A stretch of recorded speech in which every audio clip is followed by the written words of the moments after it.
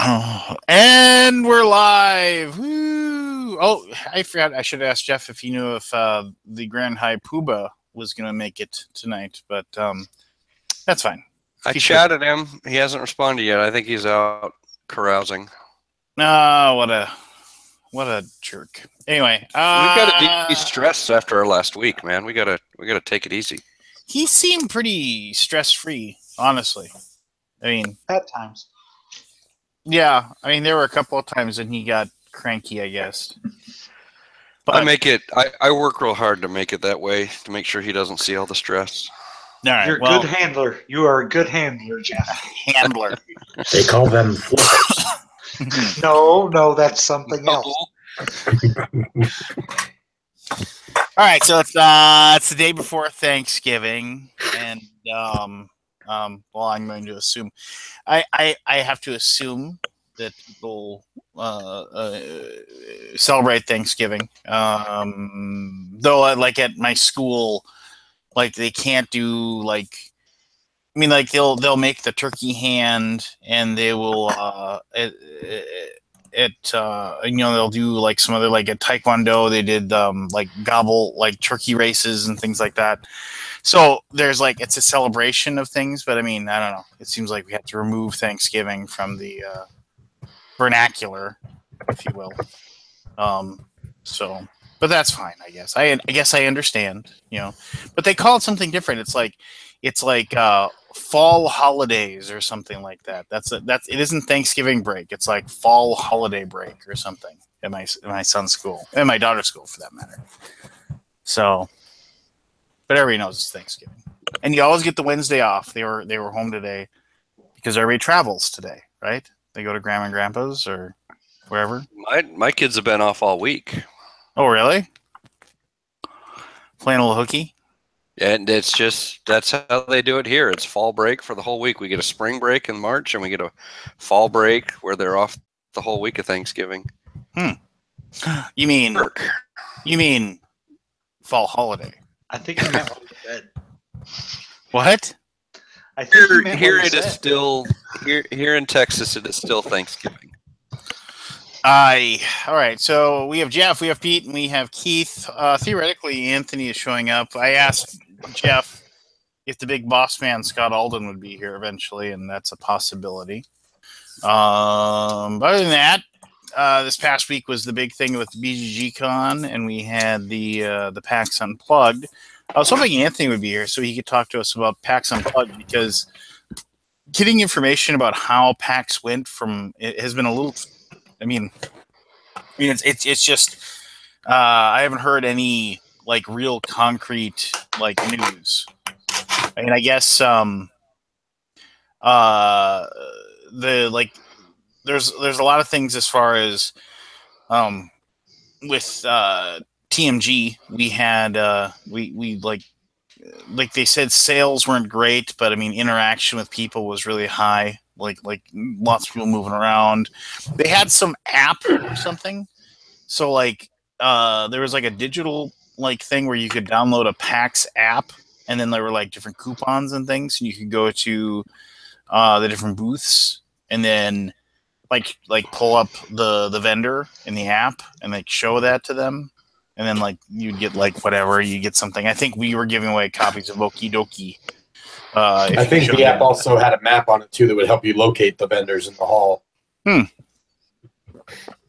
con I went to has an app, and it has every board game like ever on it in a giant database. Pretty awesome. Keith's always the champion for BGG.CON. Always BGG for life. Yeah. Well, next year you can go to both because they won't be together on the same weekend. Well, no, it's going to be in like December. It's going to be like a weird first time. week of December. Yep. Yeah, I'm not a fan. December's tough, right? Plus my birthday is like the Well, first there's week no of December. competition in December, and there's no splitting up of bases because there's no other shows. The only thing that goes on in December is the Dice Tower Cruise, and that's we're talking off air that may be getting moved to first quarter of next year. So there really is nothing to compete against in December if they wanted to try to corner the market. Well, so if they went first week of competing with You're competing with families and their company Christmas parties and holiday parties and everything like Week that. one? So I don't know if that's as much week one. I mean, week 2 and 3, I would think that'd be a lot more prevalent. I don't know how many. I mean, Christmas parties. I don't know if week 1 in December is maybe that big a competition. I've had one on December 2nd when it was a Tuesday night. Wow, I've never have. Anyone I've ever been associated with has always been like the 2nd or 3rd week of December. So looking ahead to December 2018, it's like December 5th, 6th, and 7th is Wednesday, Thursday, Friday. So I don't know when they're planning on having it. I think it's November 30th, December 1st and 2nd. Okay, fair. So that's Okay. Friday, Saturday, Sunday. Yeah. Yep. That's what I had heard. Well, whatever. I mean, that's just a weird time in my opinion for a big convention. But I mean, that's fine. Yeah. Hey, So so was until 10 years ago, so was the week before Thanksgiving. Who would put a convention there? I know. I mean, people have come accustomed to it now, but yeah, the week before a holiday or the week after, which is basically that week, is a rough time too because people spend a lot of money for holidays, and that can be tough for traveling and whatnot. yeah. And December in Philadelphia could very well suck for weather. Yes, yeah. One thing they will have bad weather regardless is anytime you push around Thanksgiving or later, it's going to be potential for snowing. Oh, I mean, I don't know. I mean, I come from the Great White North, so Yeah, and how many conventions are in the Great White North in December and March? Yeah. You know what? Let's see. Let me count them on one knuckle. Arkham Knights at Fantasy Flight headquarters, and that's the only one they do. You know, fine, whatever. We live longer up here. It's because you're it's well frozen. preserved. Yeah, meat lasts longer in the freezer too. Exactly. It's also smaller. Yeah.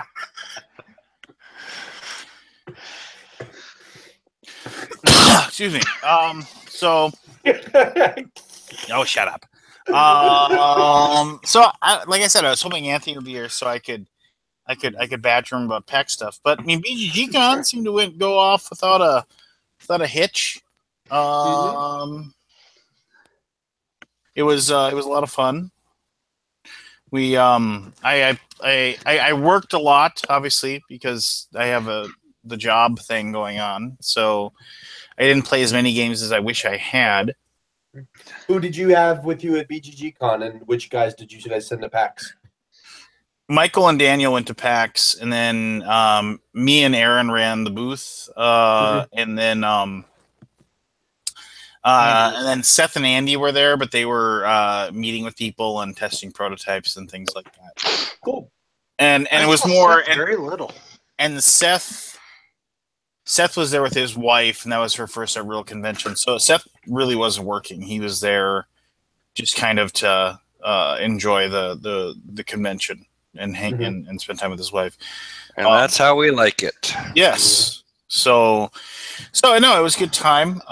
Strangely, probably like the weirdly best time I had. Like I ended up playing like games of Spyfall with people who had never played it. They didn't even know the game existed, which is weird. Wow. So we were playing the number 2, Spyfall 2, the second set of areas, me and Aldi, and then there was like 4 or 5 other people. And we were having fun, and we kept on getting people that had never played it before to play. And so that was there's that weird learning curve, especially if they're the spy right away. That just sucks for them because that's rough. Oh, that was a game I had trouble learning the first, like, they just threw me into it, and I'm like, what the hell is going on? But then once you get it, then you get it. You know what's even worse is when you screw with somebody and it's their first game and you give everybody the same card. So everyone has the same location and everyone's in on it except for that one person who thinks they're the spy because everyone's giving false clues. We did that at the CMON Expo 2 years ago. Rodney Smith came down to play, and he'd only played it a couple times, and we stacked the deck and gave everybody the same card and basically told everybody just come up with the weirdest clues and we'll all agree, and all agree to agree except for whenever Rodney speaks. and it was hilarious. Good stuff. Yeah, I think I heard about that story actually. Yeah, it was great. But no, then after that, it was getting late, and like I could hear the rock band thing going.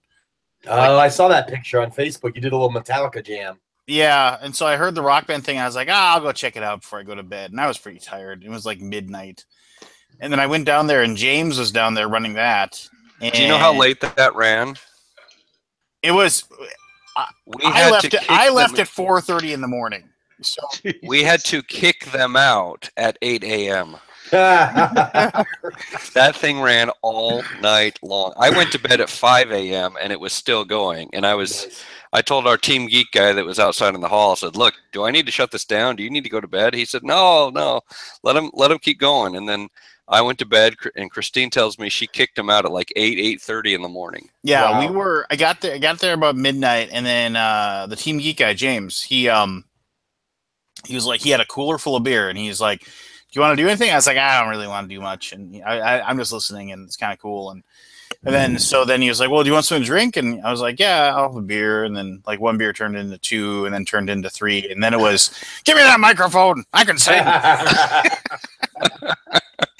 But that was actually really fun. I mean, that was like everybody was having a blast. That was the most rock band we've had in a very, very long time. We moved it logistically. It used to be on Thursday nights at like 10 o'clock, and there'd be a half a dozen people in there until, midnight or 1 a.m., and then it'd shut itself down. But we moved it to Saturday night because it just worked better logistically, and I was very surprised on how excited people were to do it again. Oh, that'll be every BGG.CON. That'll be my Saturday night. I will full on say. I mean, it seems almost sacrilege to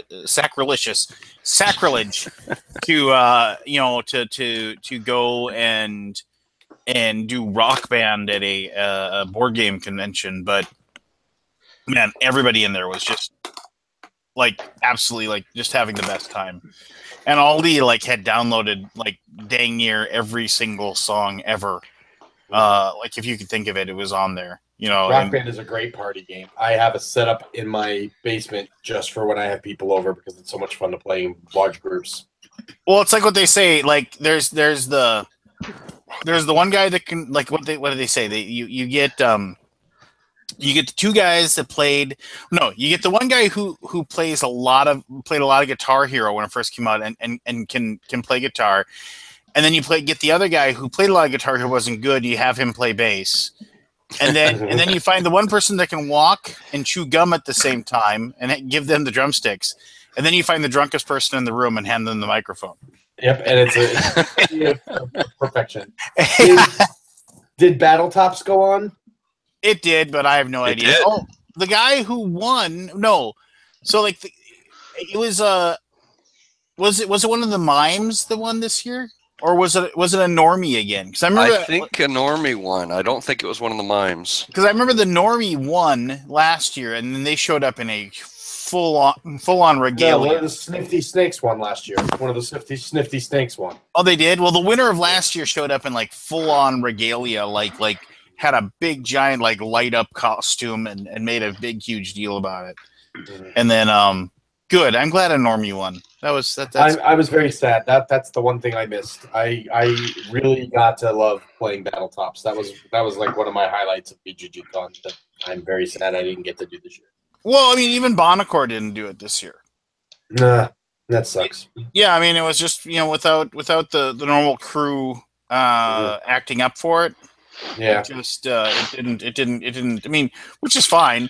I guess there was a troop of mimes, like evil mimes, like 10 or 11 evil mimes. They were there last year. They were there last year too. They just didn't place. That is the one event I have very little visibility into. I never get to see it because I'm busy running poker at the time. Yeah, it's so great. Such a good event. I lasted to the final 24 in poker. I was pretty happy with myself. Nice. Yeah. And then I had some guy try to Shanghai me for the Board Game Geek chipset, and I was just like, no, I'm not going to give you $500 for it. he came up to me. Or you had already talked with him, because you and I talked about that, and you told me how much you wanted. And then he came up. He found me later in the hallway, like an hour or two later, as we're shutting everything down, and kind of asked about it, fishing for, if I had talked to you or if you knew anything, and he asked me if that was a good price, and I told him what they would have been retail, and it deflated him a little bit. Well, that's fine. I hope if he wants to get rid of him, I hope he's able to sell him for what he wants. I sent him he sent me an email, and because he found me on Board Game Geek, and that's what he said he wanted, and I just said, hey, I really appreciate you reaching out, but that's way more than I was willing to spend. So yeah, just congratulations on the tournament, and I'll talk to you later. That was that. Yeah, the 2 tickets to next year BGG.CON was by far the more valuable prize. Well, just and also the assured hotel room is the, you're going to have a room. You don't have to worry about scrambling to find a place at the hotel. Yep, that's become the premium driver there. Well, and then what registration is $125 or whatever. So that's $250 the 2 tickets. So $150, but yeah, $300. $150. Oh well, there you go. Yep. So, yeah.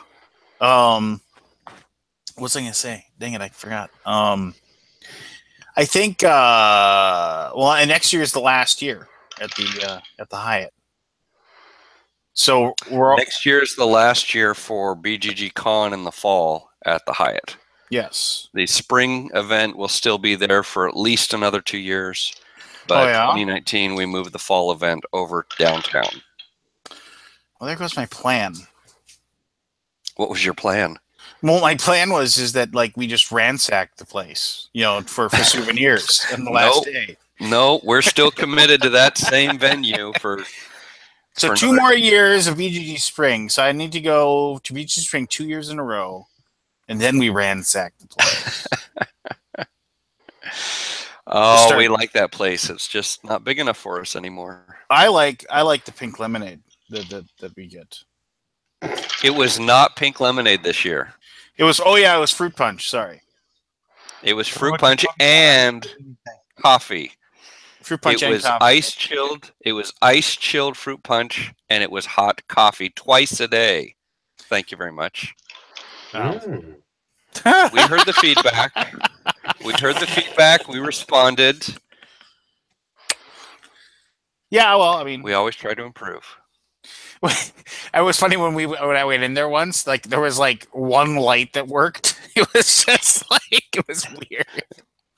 It was like mood lighting to go in and meditate or something, and just Well, it's because it's energy saving. They actually have motion sensors in all of those rooms. When they're quiet, they shut the lights off. You had to dance around a little bit, and they would have come back on. So you still live in the airport community, right? I do. Yeah. But I do. Now you don't. Do you own a plane or no? You don't. I am in between airplanes. No. Well, I sold my airplane probably. Has it been 3 years now? I sold it 2 or 3 years ago. Kind of in preparation to adjust some finances so that I could make the jump full time to BGG. And it was very expensive. It was a big, heavy, expensive plane for my full family. Now 2 of my kids are out of the house, and the other 2 aren't far away. So I'm going to, in the next year, maybe 2, look at a much smaller airplane just for the 2 of us. Cool. What was it on? Also on Saturday night, there was a room up on the 11th floor. There's a wrestling pay-per-view that night, and so Octavian Matthew set up an impromptu place to watch that. That was nice on Saturday. Just so I went up there and we hung out and ate nachos and watched wrestling up there, and that was nice. It was weird. It was I played games. I played probably 6 to 8 different games, but it was there was a lot of other stuff. I left campus more often than I was used to.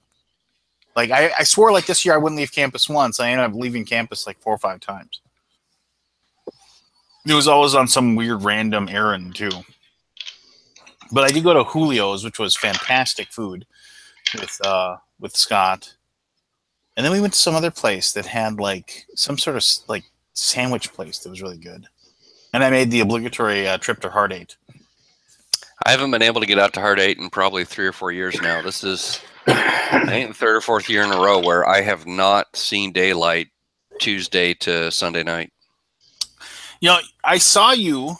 I think it was you. I think I overheard you talking about this before we went on. I saw you playing Gloomhaven with your 2 sons. Yes. And it was late. Saturday night. And you looked miserable. Well, or you just looked really tired. It had been a long week, but Saturday night after closing ceremonies is kind of I get to actually play a game at that point. So I had just come off of learning Container. I'd never played Container before, and that was a beating. And then we set up Gloomhaven, and I had arranged with Isaac Childress to come over and meet my boys and to sign my copy of Gloomhaven. Aw. And so we set that up starting around midnight or so, and played till 4:30. That's somebody I never saw. I never saw Isaac once. Yeah, I had no idea he was there until now. he was there, kind of just. He was there with his wife, so the two of them were playing a whole bunch of games. I saw him playing.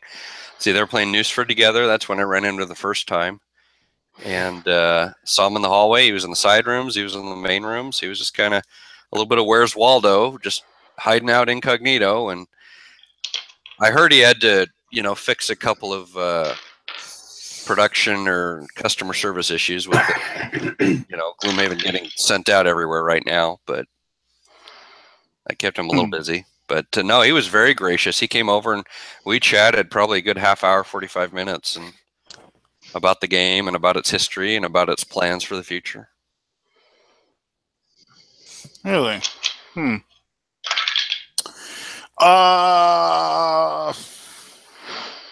was I going to say? How'd your panel go with you moderating our special guests? That was like I didn't even really have to moderate much. I mean, there was a little bit of conversation that kind of here and there kind of thing, but for the most part, they just took care of themselves. I mean that was fine. I was more just trying to, when people had questions, trying to get them like whatever they were saying wrapped up. So like the person that had a question for them could say. Yeah, I mean, it was fine. I caught a little bit in the middle, but I missed the start and the end. It was good. It was fine. It was, it was fine. I played my game of Master Thieves because it's like if you want a copy, you got to pay $250 for one out of Germany. So that's my convention game. That was, and I always enjoy doing that. I gotta next time somebody from Team G goes to S, and I just gotta, because I guess they aren't super expensive to track down in Germany. I think I saw a couple over there in some of the used game stores. Yeah, so Master Thieves. If you haven't seen it, it's it's a box that they've gone to great length to make sure that any of the sides are indistinguishable for the other ones.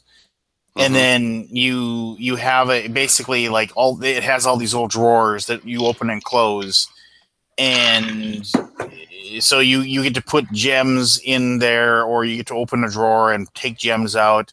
If you open it up and the drawer is upside down, then the gems fall out. That's bad. But the thing about it is, after you put gems in or you take your turn, you take the box, and you're able to do one turn and one flip. That's your option. So you can flip it back or you can turn. And so when it's a 3-dimensional memory game. Yeah, so you have to so if you put a good amount of gems in a spot, or if you open one up and because you say I'm gonna place or whatever, and you open one up and you put the gems in, there might be really good gems in there, and you close it, and then you have to remember where it is when it gets back to you, kind of thing. So, but whatever. It was fine. It was weird when it was weird that there wasn't there was some press there, but I mean there wasn't a lot of press. I mean, obviously there was like they went, a lot of them went to PAX, which is fine. From what I heard, a lot of them had a really good time. So, but it was weird, not seeing like the people that I normally run with or see. Not really, I mean, if you will. But there was a fair amount. A lot of the smaller channels were there. Maggie was there, and Ed from Heavy Cardboard was there. We were there. Bebo was there. iGeek was there. Yeah. But yeah, a lot of people certainly did choose PAX, and a lot of the exhibitors had to decide which ones are they going to go to. We had some that only came to us, some that chose to only go to PAX, and a lot that had to split between the two. Yeah, we split up, which made things. We did as well. Interesting. We sent our booth to PAX and sent our demo crew to BGG. Which is fine, because BGG is, I mean, we're really more about demo and teaching and learning and buzz, and it's only a strong sales show for a few people. It's more about getting the word out. So, Kabuki Kid says next year PAX Unplugged is in December. It's in like very end of November, early December. Kabuki. Thanks, Chubby Meeple. The Chubby Meeple.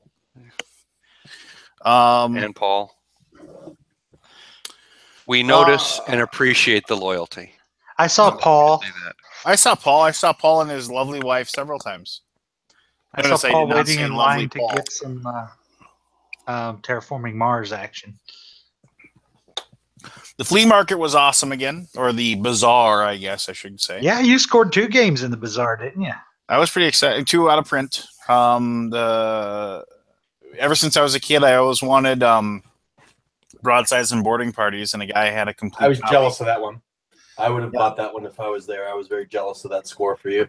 Well, and the thing that's crazy about broadsides and boarding parties is that no matter every single used copy, every single copy I've ever seen, is there's 2 corners of the box, the top cover, that are like busted up, because when you get the game, you put the boats together for the very first time, they're too tall for the box, and so one end of it always like it's like a quarter of an inch too tall. So everybody has that, they put them in, and then when they close it, it's like and they're long, so like they're long enough that they hit the corners. So it's like there's those 2 sides are like always busted up. But I mean, it was complete. It even still had the whatever, the catalog ad from whatever, 1980 something or whatever. Nice. Yeah, so it was kind of cool. The original dice were still in there, and then somebody had the old school World of Warcraft board game that I had once, but I traded it off, and the guy just wanted to get rid of it, and so I got a real good price on it. So yeah, that's another good find too, because you can't find that anymore. And it was a decent game from what I remember. I used to have it. Well, it takes forever. It's like, especially if you throw the expansions in, which I didn't have the expansions, just had the base game. But like I said, I remember I was at Origins. I was at Origins. Charles Fox, I'll get to your Shadespire comment here in just a second. I was at Origins, and there were at 10 o'clock in the morning, I saw this guy and 3 other guys setting up the World of Warcraft board game with both the expansions, and they were setting it up. And as luck would have it, one of those guys actually, and wow, it just happens to be sitting over here because I still haven't put it away. Oh my lord, this is heavy. One of those guys was the guy that published this, the 18OE, the giant. You'll never play it 18XX game. And anyway, and I happened to, and I started talking to him, and then he had some of those in his trunk, and so I bought one for him. And when I was going back to the hotel to go to bed at like 11 o'clock, they were still playing it. So it's a monster of a game. But it was one of those that it's like, oh, I could get that home, and the guy doesn't want a lot of money for it. Normally, like people ask like, 160, 180 for it, and this guy was asking for 100, and I got him lower. So he was just happy to get rid of it, and I was dumb and got it. So yeah, throw it on the pile of more stuff I'll never play. It's like a whole pile of that. Yeah. I have a whole room of games I'll never play. It's like the Tide of Iron coffin box that I have that I played like twice, maybe 7 years ago. It's like, why do I have this? I don't know. Yeah, but so I always like I like the Bazaar. I do not like the Baton Death March of walking through it though. That's rough. Kabuki Kid, I own all of the old Milton Bradley Games Master. Now, that was the last one I needed. So I am pleased. Well, I mean, technically, yeah, I think my Axis and Allies is my old one. It's like the first one I got. Anyway, Charles Fox said something. Take a look at Shadespire. Yes, Shadespire is actually quite excellent. As far as a board game based in the Age of Sigmar Warhammer universe. If that interests you, plus you get a bunch of really cool minis inside of it, so you can paint if that's your thing. Anyway, so Jeff, what was you have to really work the convention. What was Jeff's your away right now? Oh, Jeff's away. Sorry. Yeah, I know. Pete, what was your takeaway from BGG.CON this year? Hey, Cheech! Look, everyone, it's Cheech! He's making a bong out of an apple. Who moved the rock, Cheech? We haven't heard from you in a long time. What's up, man? I've just been super busy. Got a new position at work. Went to Denver. Went to Germany. I went to Denver. Why'd you go to Colorado? I wonder. Broncos game. What? Broncos game. Yeah. I bet. Hey,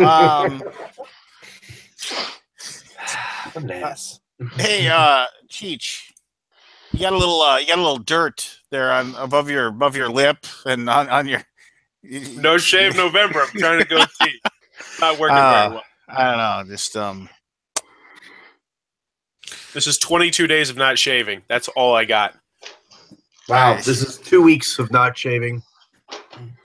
This is 2 hours of not shaving. No. So you went to a Broncos game. Did they win?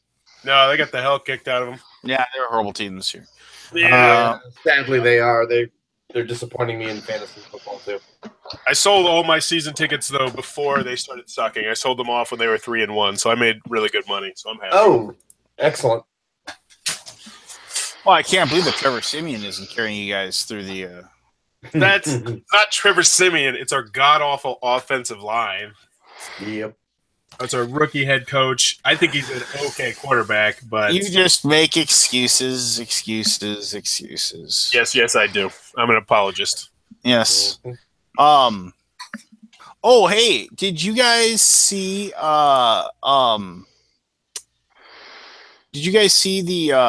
I can't even talk. Spit it out. Did you guys see the Georgia Dome collapse and then the video of the Weather Channel trying to take the video of it? That was amazing. And the truck goes by. I've never laughed so hard in my life. The bus pulls up. Have you seen this? No, I've not. Oh, If you just can find right it, now, sure. right now, both of you go to YouTube. Okay. Search Georgia Dome bus All right, and watch it. I'm Just gonna watch mute it, and and go I watch want to watch your reaction to it. Both of you do that. Somebody told me the exact same thing. They said go to YouTube, search Georgia Dome bus. It was the first hit that came up for me. Yeah, just watch Washington Post. All right. Just watch it. It's so good. Yeah, just wait for it. Wait for it.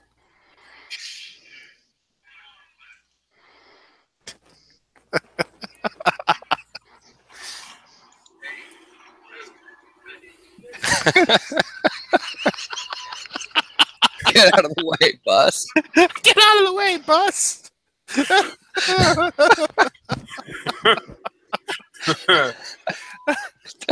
Bleep. Bleep. Bleep. Oh. And the bus pulls off. And hey, it's a cloud of smoke.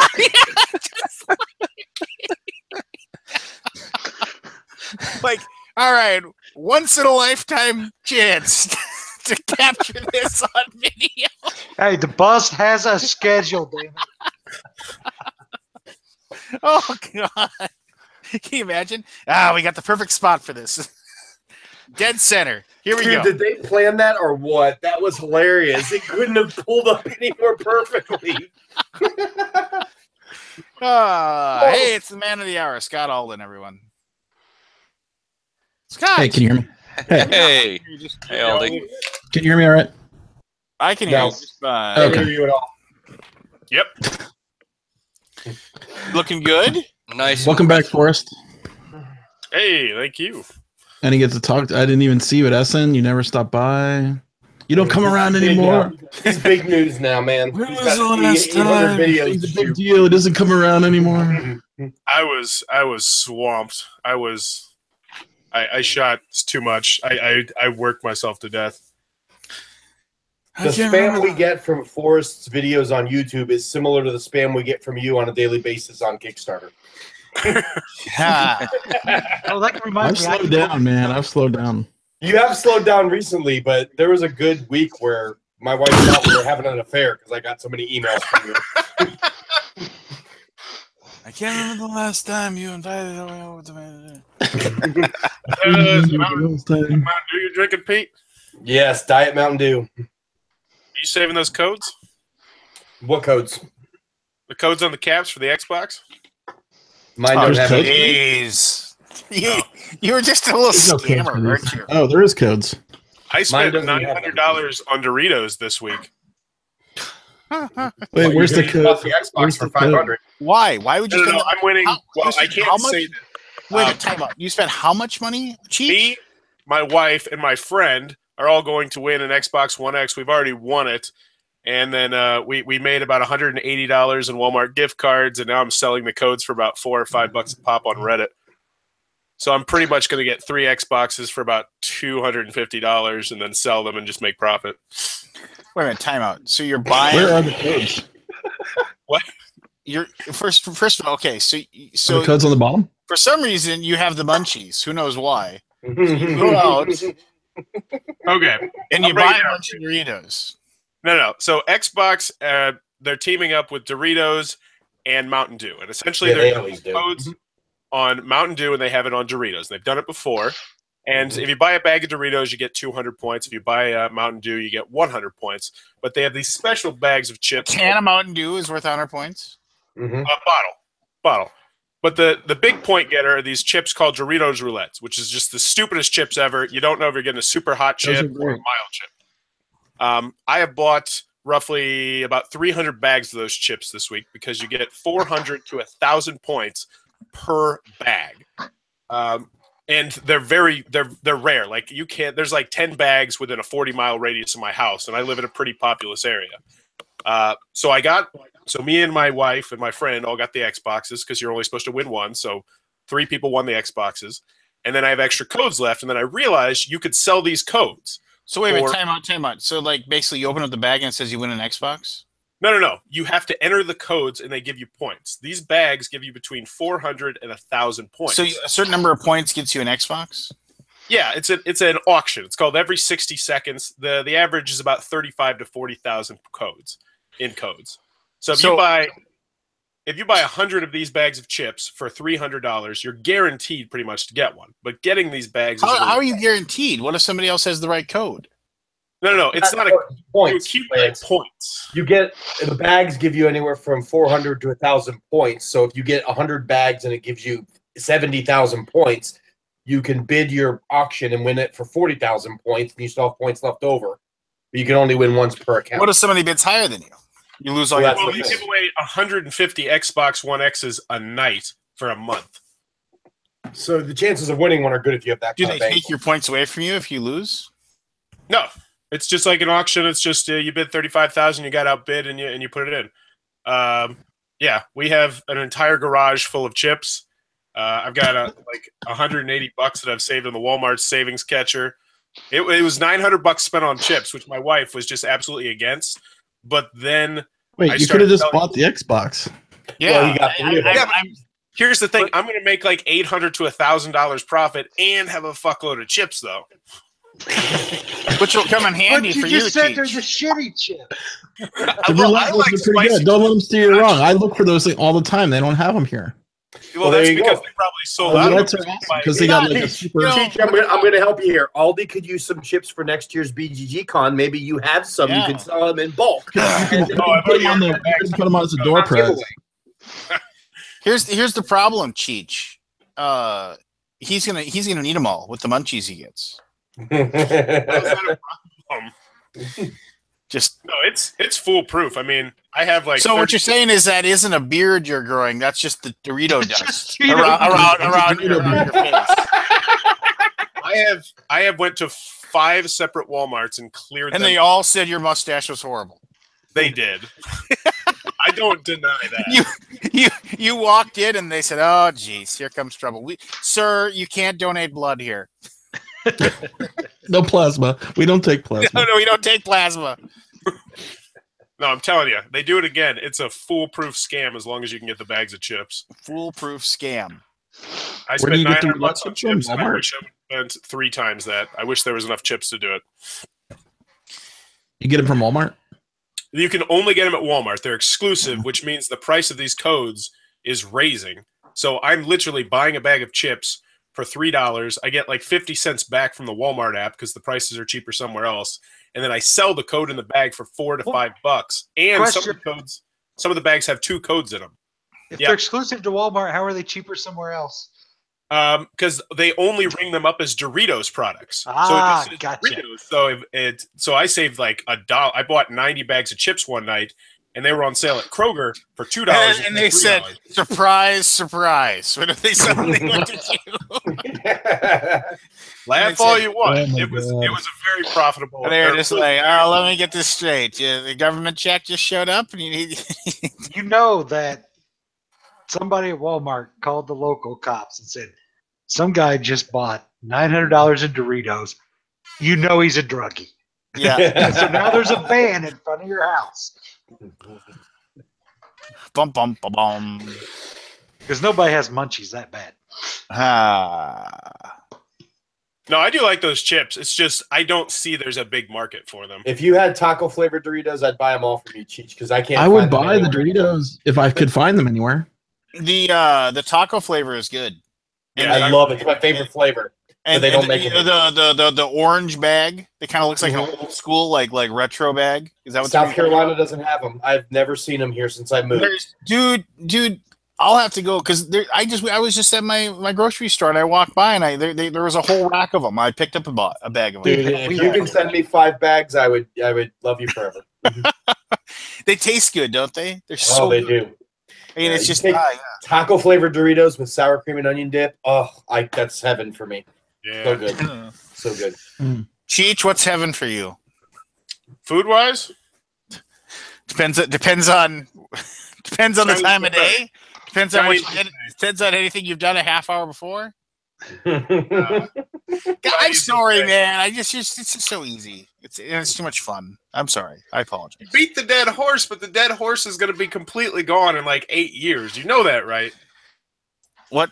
Why? Is it going to the glue factory or what? Because at that point, 60-year-old women are going to be smoking it for glaucoma. Everybody's going to be smoking it for one reason or another. Sleep apnea, glaucoma, depression. I mean, you mock it. What if I don't have apnea, depression, or glaucoma? Well, do you like to have fun? Do you like to fart? This sounds like You look. It sounds like I'm getting hit up for a date as I'm walking down the street right now. Hey, you like to party? Cop? What's going on here? Next thing you know, Cheech could be flicking a card into the Yeah. screen. Clink, clink, clink. You want a party? No, get the hell out of here. What do they do? They do that. What do they do? Yeah, Goes there with it the cards, is. goes with the cards. Oh, and those guys are good at it too, right? Oh, yeah. It's just like it's like you can't hear anything, and it's so weird how Las Vegas is regulated so well. Like you can do it from like in this like 50 yards, and outside of that you can't. So if you walk by that, that's all you hear when you walk by.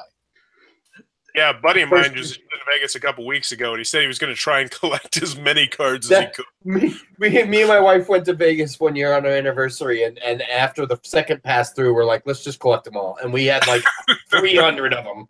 300 of those cards. Well, they actually like it when you do that because it's like a weird mafia. Like if they don't get like a certain number of them collected, they get in trouble. And if the people like if they have spotters, so like if you're just if they're throwing them on the ground or whatever, like yeah, it's my brother was in Vegas, so yeah, he's told me all about that craziness. So yeah, watch yourself. I remember one time, like when we went there for my bachelor party, one of my buddies, he was like, "Oh, I'm gonna like see if we can get like a private party at like a nightclub or something." I was like, dude, why? Let's just, we're having fun. Let's just stay here.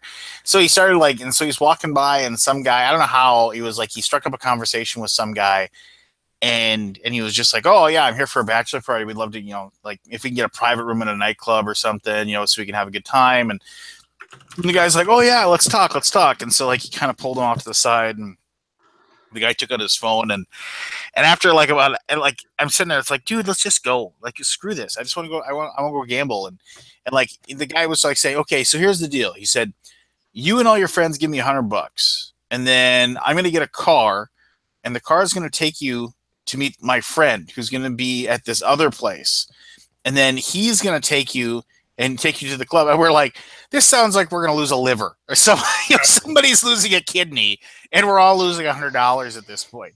It's like, so we eventually that did not come to pass. We moved on from the option that we were there, but Vegas. Speaking of Vegas, have you guys talked about, was it Vassal getting kicked, the Dice Tower, I guess it is, getting kicked out of Gamma? Yeah, I heard about that. Like his whole thing about the local game store and why the local game stores don't need to be saved or whatever.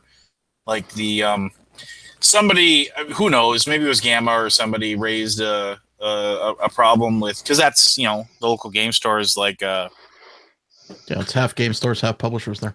Yeah, and so like somebody maybe Gamma took it upon themselves, or maybe somebody said something to somebody, but they rescinded their invite to him and the Dice Tower crew. This seems really petty. Well, it does, and it's after he already apologized, right? Like he did another video where he said, maybe I didn't say it the right way. This is what I meant, kind of thing, which I think is a very fair. He did like represent, like, I think his mentality better, with the next one. And I think it was something where like you could see where, I mean, even when I watched the video, like I know people were a lot of people raised the stink about it, but even when I was watching that, I was kind of like saying, I see where he's coming from. I totally, like, he was basically saying,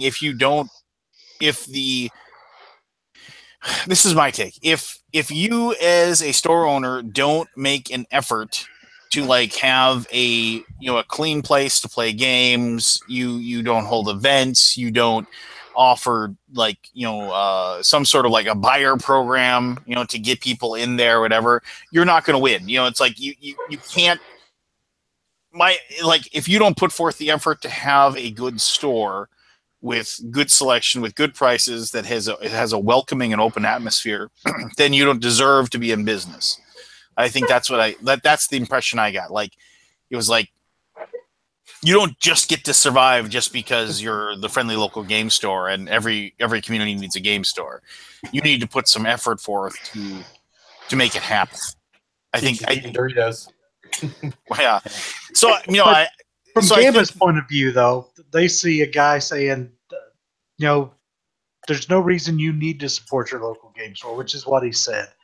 Now, granted, it was of the context if they're not doing anything for you, but the guy's saying it's got cool stuff ink slapped on everything, and he's attacking the people that they represent. So, I mean, yeah, I guess, like I said, I can see that, but I'm like, I don't know. I think that was. but if Gamma's members called Gamma and said, we don't want him at Gamma, then he's not going to be at Gamma. And more importantly, will that affect his Origin status since Gamma runs Origins?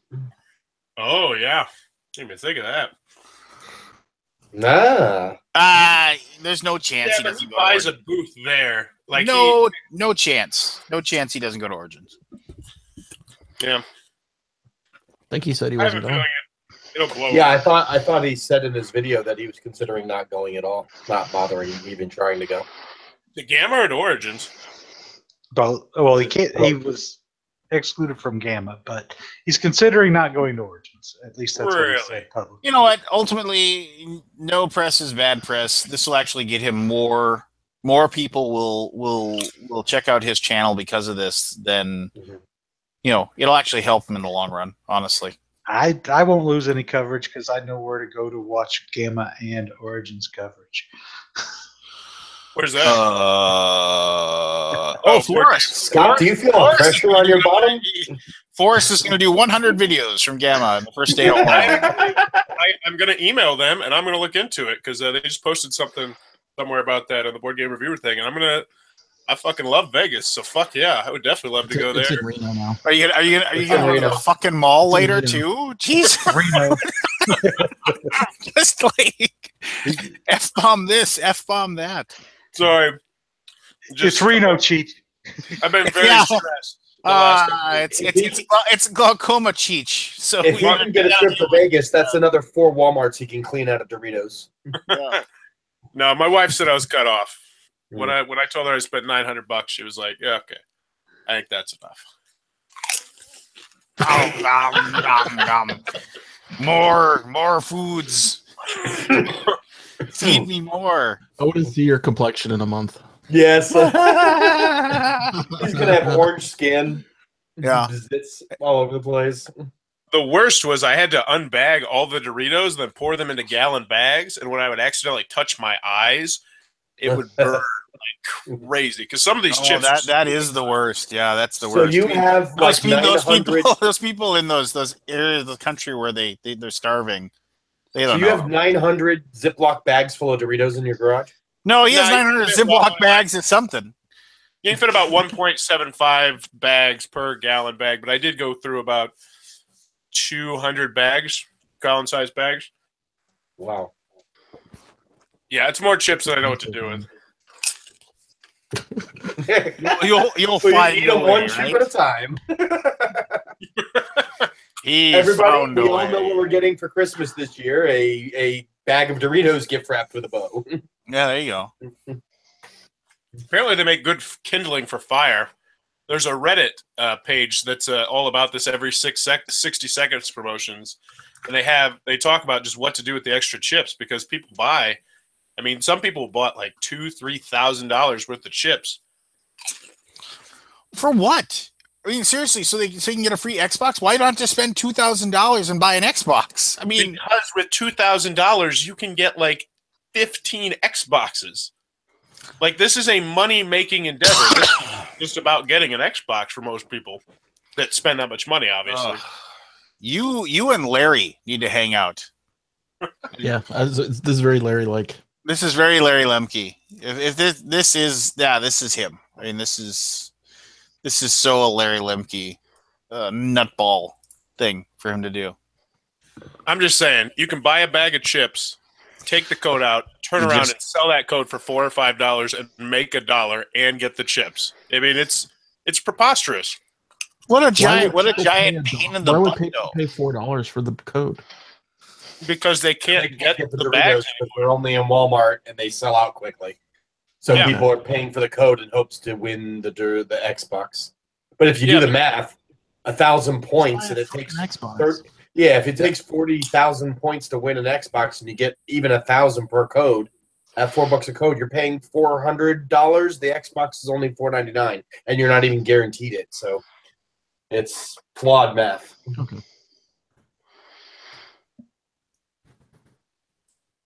Yeah. So did you guys already talk about the con?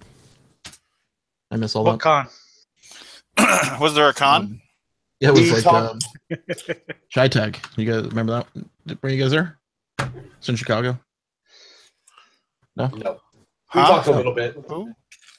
Hey, did you guys notice that Yellow Mr. sent emails to people that were on their publisher, like on their list or whatever for info, saying that Yellow is suspending its map policy from 12 a.m. on November 23rd until 11:59 on Sunday, November 26, 2017. Yeah, I saw that. They posted it on their Facebook page too to allow Black Friday people to not have to worry about violations for their sale ads. Yeah, so it's just like, so we're gonna go ahead and suspend that for like a few days so we can sell stuff for cheap. What's a map policy? Mutual Manufacturers advertising pricing policy. Advertised price. It means you won't get lost on the way there, Cheech. You can't list games cheaper than a certain price for the map. The Yeah. minimum price. That's why like you'll go to some places that say click here to find out what the price is, because you have to like go behind See the the price wall in your cart. basically. Yeah. But whatever. Yeah, like so. Yeah, I was like I said, I was hoping Anthony would be here so we could ask him how PAX went, but nobody. He exhibited the whole time, right? He wasn't attending. I read online it wasn't the best for exhibitors. Mo comes on to and he's chatting. He's in the group. Why doesn't he just join in? Mo, He's naked. just join in. What? He's naked. Is his face covered in chip dust, like Cheech, or what? Yes, Eric. We have talked about the. Yes. I don't know. Did you watch wrestling? Yeah, with I watched a couple matches with Octavian. Yeah, it was nice. We had a boatload of games from Origins or from Essen. Had a lot of new games. Yeah. Like what? Legacy game, Tale of Pirates.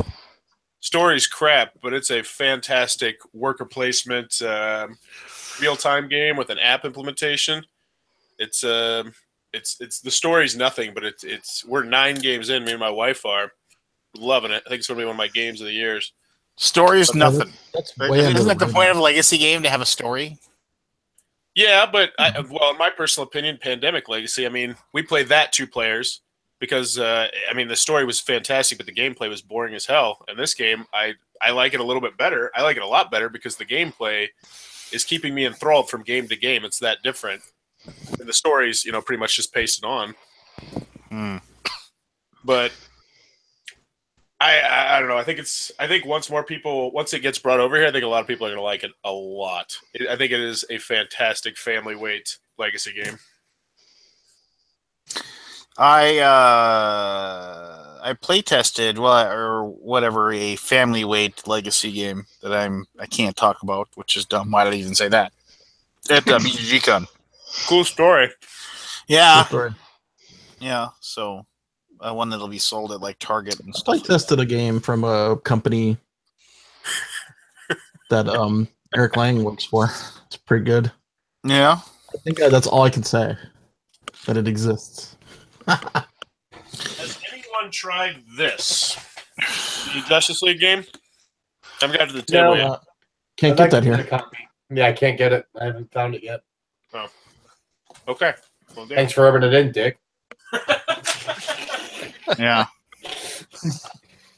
I played a bunch at this BGG.CON. I think it was the most games I've played at a BGG.CON. Paul Tompkins stole that Mississippi Queen and expansion from me. Like I left the room, and I was like, God dang it! I should just go back in there and get my Mississippi Queen and whatever is Black Rose. It was still in shrink.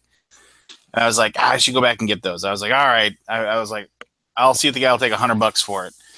And then I then went back in, and first thing I saw was Paul Tompkins and his wonderful wife. Notice I did not say Paul Tompkins was wonderful. Walking with said game in his hands, and I was like, "Oh!" But that's why I got World of Warcraft. I went back, and that guy took less than. Yeah, but you also got broadsides and boarding parties too. Yeah, I did. That was like I walked in, I saw it, I was like, "How much?" He said $100. Done. Here you go.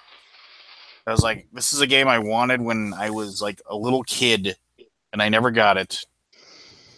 And everything I read was saying that it's probably not that great of a game, but I just was like, It's got 3D pirate ships. It's awesome. yeah, Yep. mine, gimme, mine.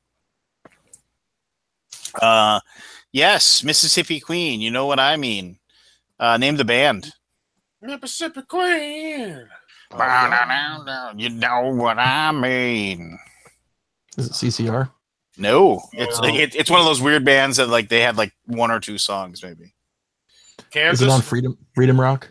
I'm sure No, it was it's like- Freedom Rock. It's not Is it in Kansas. City? Damn it. I'm not sure if it's damn it. It is a 1 word. It's It's not Steppenwolf, which is who it makes. no, me it's like frig. It's on the tip of my tongue. Is it Rakana would have had it an hour ago. Oh yeah. What did you say? Mountain? Mountain. Or That's the name of the band. Mountain. That is the Good stupid. Googling there, Pete. Good Googling. Yeah, good googling. Googly You boogly. can read the Google in his eyes. It was like reflecting. That's a good pretend think Google. Hey, Keith, I got a question. What'd you think Yep. about Kama? What now? What the who now? What? I What? saw the picture you posted of you with Kama Sutra. What'd you think of that? I really enjoyed it. I bet you did. I I took it out of the library to take a- I bet you did.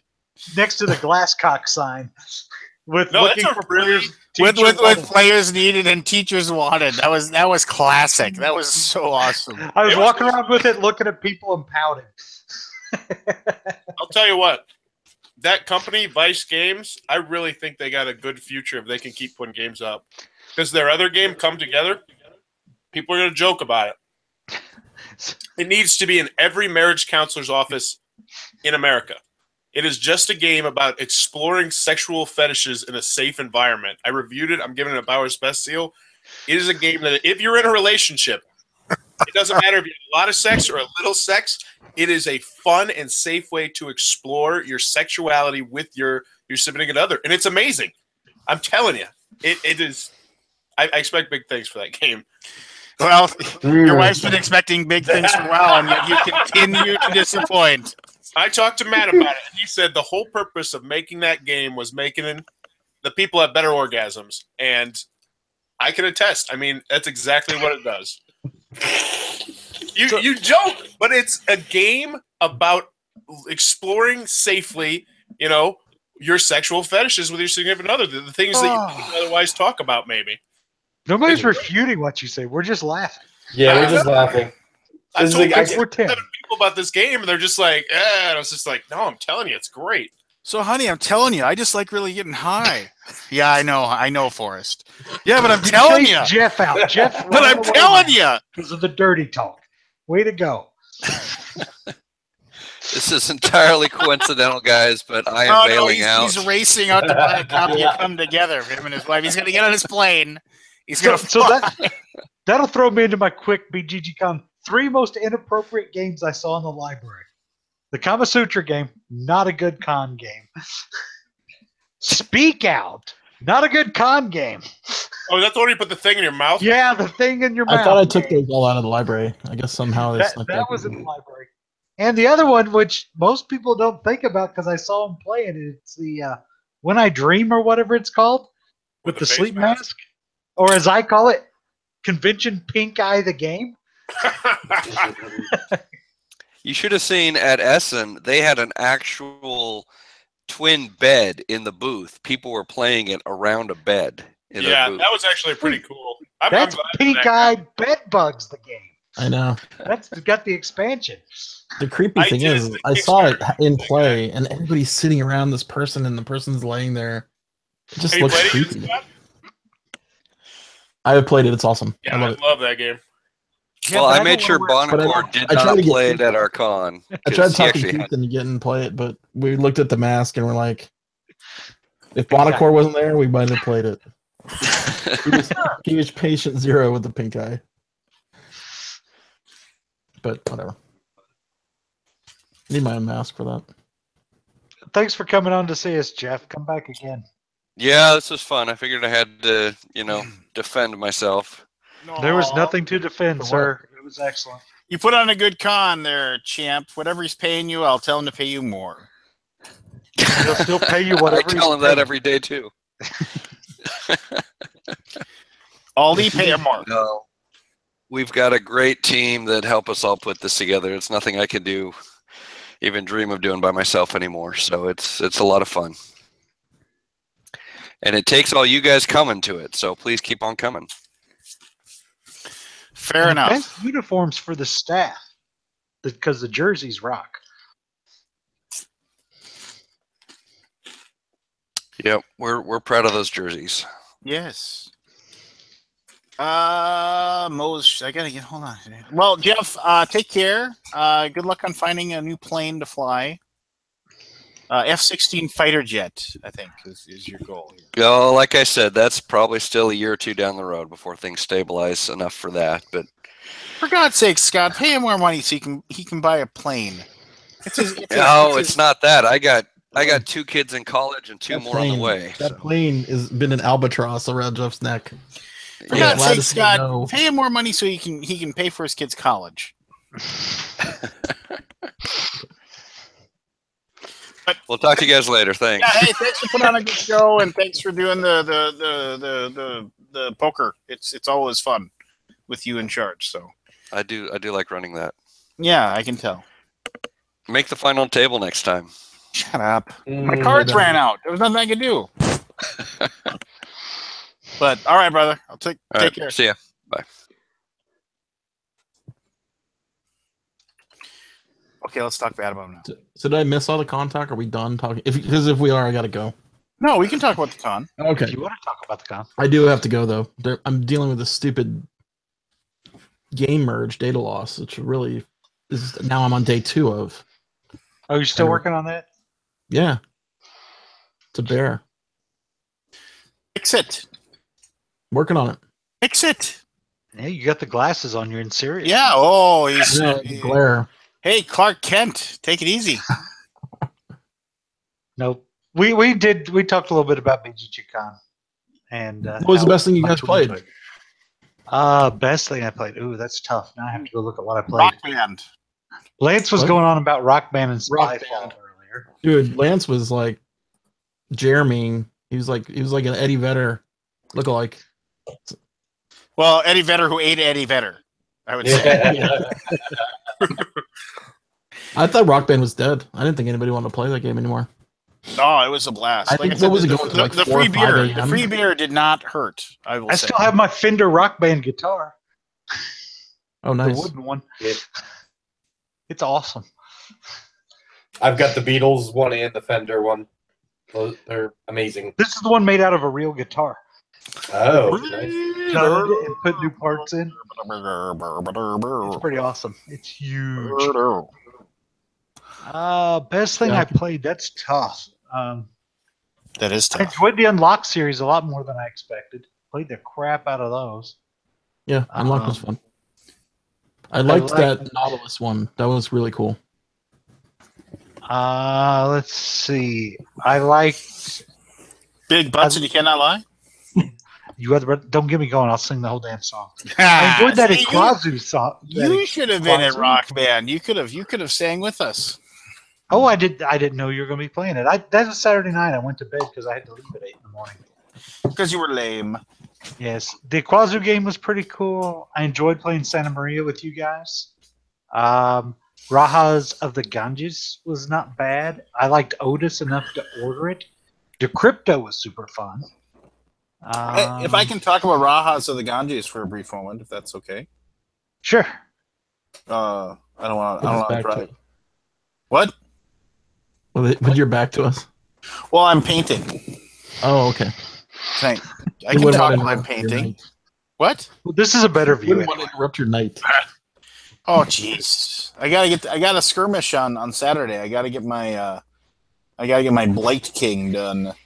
So what about Rajas? I did not like that game.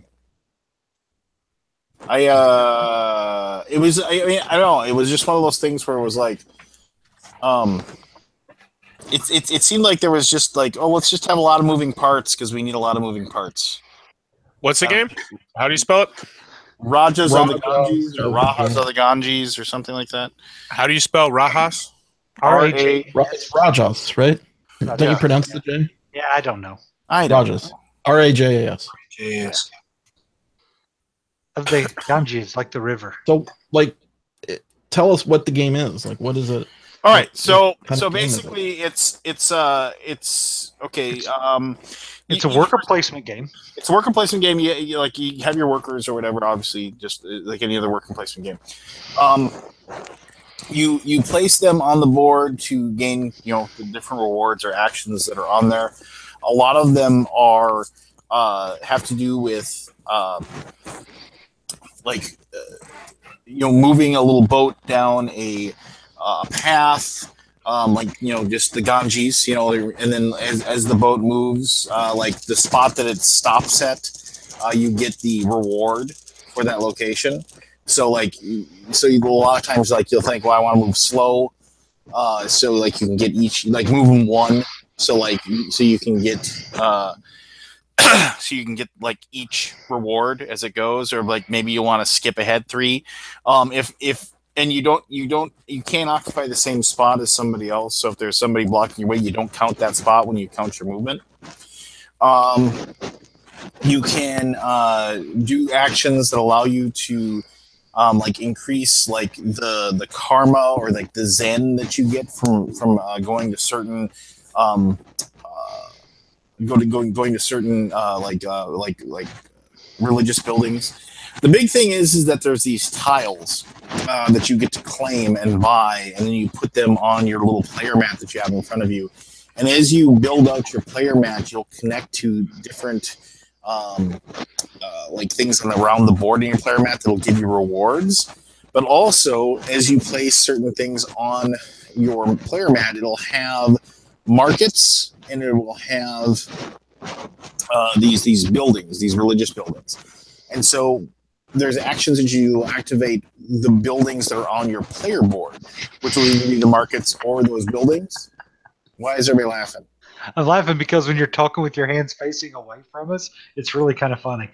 All right.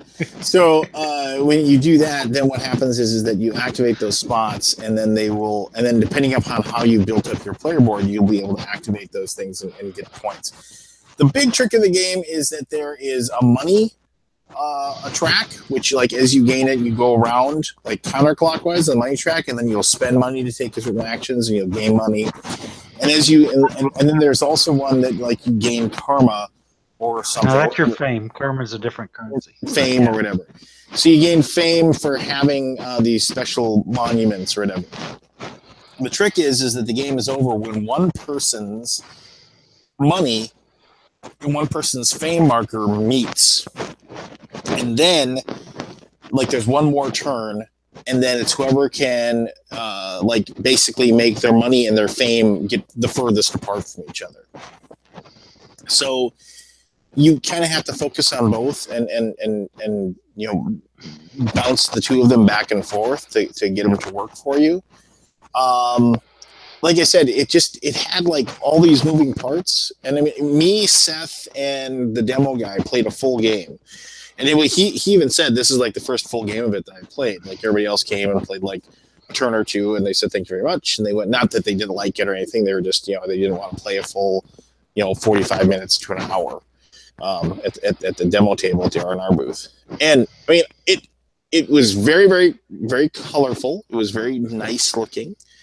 It didn't hit any buttons for me. It was just kind of like, oh, it was all those games that you get done playing and you're like, well, I wasn't bored, but I didn't feel engaged at all when I played it. And it was just kind of like, when I got done. I mean, it was just, the big part that you haven't told them about in the game is how you actually do your actions. Is you have the worker placement spots, but you have to draft you have dice. I'm sorry, you have to draft different colored dice to be able to buy different types of tiles or to do different types of actions or whatever. So you're drafting these different dice. You roll the dice. You can hold so many dice on your player board in order to be able to execute your actions. So you may need 2s, you may need 3s, you may need 6s, or you may need, say, one of the tiles costs like 12 pips worth. So you need 2 purple dice of a value of 6 type of thing. So you've got to do that as well to manipulate your things. So in its essence, it's kind of a race. You're trying to race both of your point track, your money and your point track up. So I thought I'd like it more because it included dice, but it was like there wasn't any real good way to manipulate the dice. Like you could pay to flip the die to the other side, if I remember correctly. And you could pay and you could use an action to re-roll as well. But you couldn't ever just say, I'm gonna add 2 to this pip or something like that. No, you could only flip to the other side by spending one of your karma points.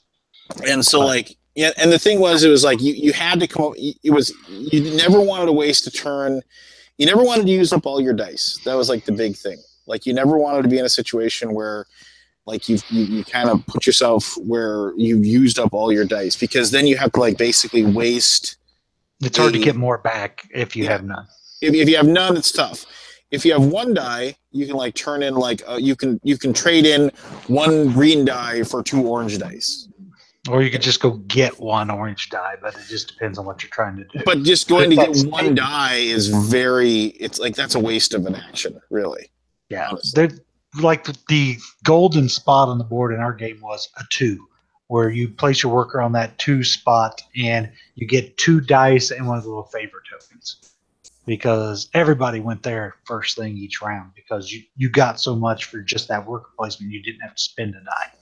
Oh yeah, so you go up 2 dice plus some other kind of bonus. So that was a very valuable space. And that was another thing I didn't like about it. I don't like there being a spot where it's well, everybody take that. I mean, if it was available, take it. Yeah. That's kind of a poor design choice, in my opinion. We enjoyed it.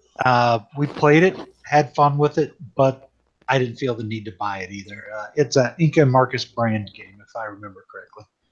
Yeah, which and they make solid games. There's nothing really wrong with them. It's just like I said, it was a game. I got done playing it, and I immediately forgot about it. Pretty much, I was just and I'm done. And I like Santa Maria better. I really enjoyed Santa Maria, mostly because move your mic away from your mouth a little bit. You move your microwave, your microphone away from your mouth. Up against your mouth or something. Shut up. That is that better. You're that much better. It's hard to understand. Hey, shut up. No. Oh my gosh, Cheech. I really like Santa Maria. Enough that I'm annoyed that I don't think we're gonna get it. So that's fine. I enjoyed it. The bottom line is that it'll get published over here, and I think they're going to publish it themselves for the North American market, which good, because that game deserves. God, they need to pick up a publisher that'll change some of the ugly shit in it. I didn't think that the art was that bad. Yeah, no, it needs contrast. There needs to be more contrast on those tiles, especially where the little wheat sits, because it blends in. And those stupid happiness tokens need to be changed because they're idiotic. They just look creepy as hell. But otherwise, the game's pretty cool. Yeah, it makes no sense that you're getting happy by exploring the new world. and they're goofy looking. They're almost creepy. And I suppose the gold. reason for those is to have your point total hidden. Because I see no other reason to use that instead of just having a score track. Well, I think there's certain things you can do that'll earn you points, and the whole point is that like you're supposed to be able to turn them over, so nobody knows exactly how many points you have. If it wasn't for the hidden scoring, those things would be completely pointless, and it bogs down the game because you got to hunt because they come in 1s, 3s, and 10s. Yeah, so digging through and trying to find the right one for your thing is dumb. Though, Yes, if you talk to somebody like Clearclaw, like the whole idea of hidden scoring is dumb because hidden trackable information. Yeah, like the idea that if you are smart enough to be able to remember what somebody else does, then somebody should be able to just take out a piece of paper and write down how many points you got, and that should be completely fine. Unless it's truly hidden, like you drew a tile and you have no idea how many points it's worth. Yeah, I would rather play that with just a score tracker. It would make life easier. I feel like it should be gold though. Happiness doesn't make any sense. Well, there's already a money thing in the thing though. There's a gold. Huh? There's that gold bar. Yeah, gold. Yeah, there's a gold wild card, right? Yeah. Then you have your money because you're. That's why they made it happiness because they're already using gold as a resource. Yeah. Didn't we have money too or not? All right, but I didn't love it. I mean, there was a lot of things. I liked all the dice. I felt like it was a bit challenging for me. You know, I actually like the second time I played it. So the first time I played it, I it seemed not. And this isn't against you guys, but as far as like, it seemed easier. It seemed easier than the second time. The second time I played it, it was like I think it's because I played with 4. Honestly, it just seemed like because the fact that like there's only the 3 rounds and. The big thing was like finding a way to ship my stuff. Like I just couldn't figure out a way because you do the shipping action that allows you to collect those tiles that are worth points and like that give you income, whatever. You know what I'm talking about? I kind of like that part of it.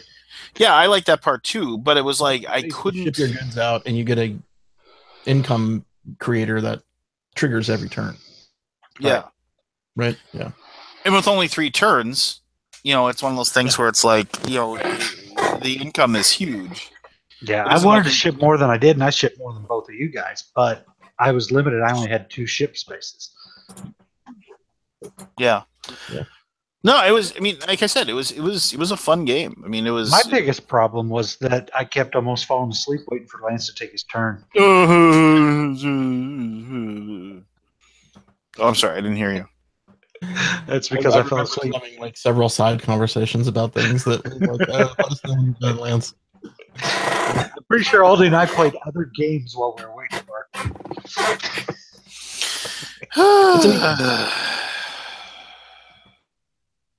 But it just feels like you have to build your board out fully to win.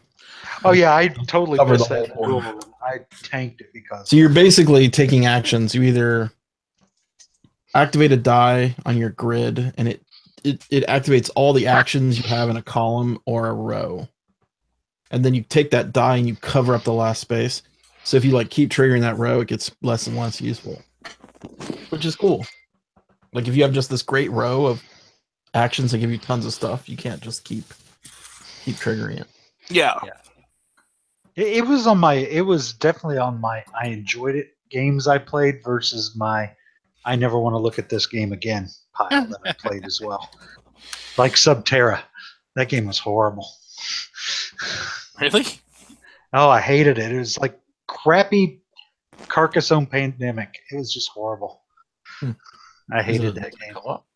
It's a co-op tile laying escape out of a cave game while monsters are hunting you. And it just did not go over with us at all. We were just like, God, can we lose and just be done with it?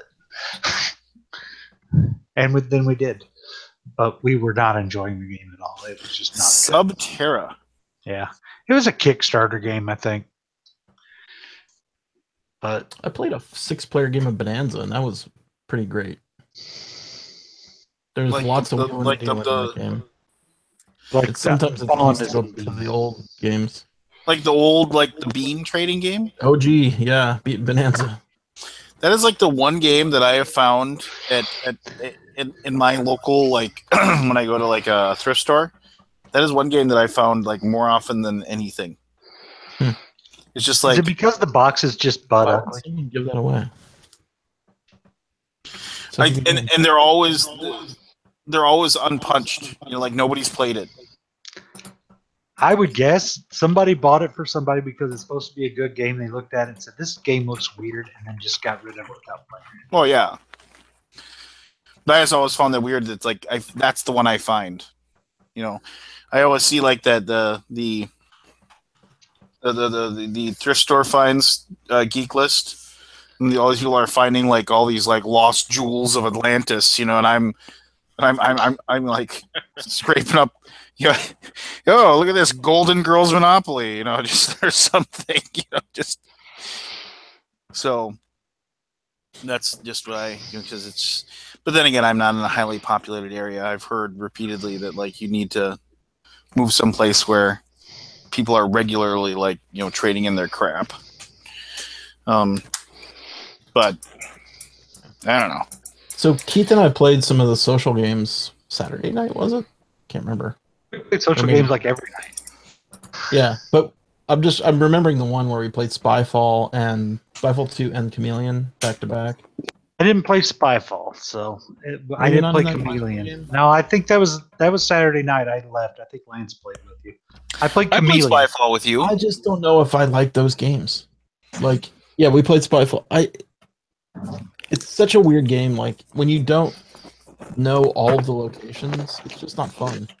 Well, and that one sucked because like we were trying to play it with people and they're trying to explain the game to them, and then like the new players were always becoming the spy first game, and there's no surefire way to make sure somebody never wants to play that game again is if they're like the spy the first time. Yeah, and I just feel like it's not as fun anymore. Like I don't know why. There's something about it. Yeah, I like Spyfall. I remember but when I it's- first had it, Spyfall. It was like so great, but Yeah.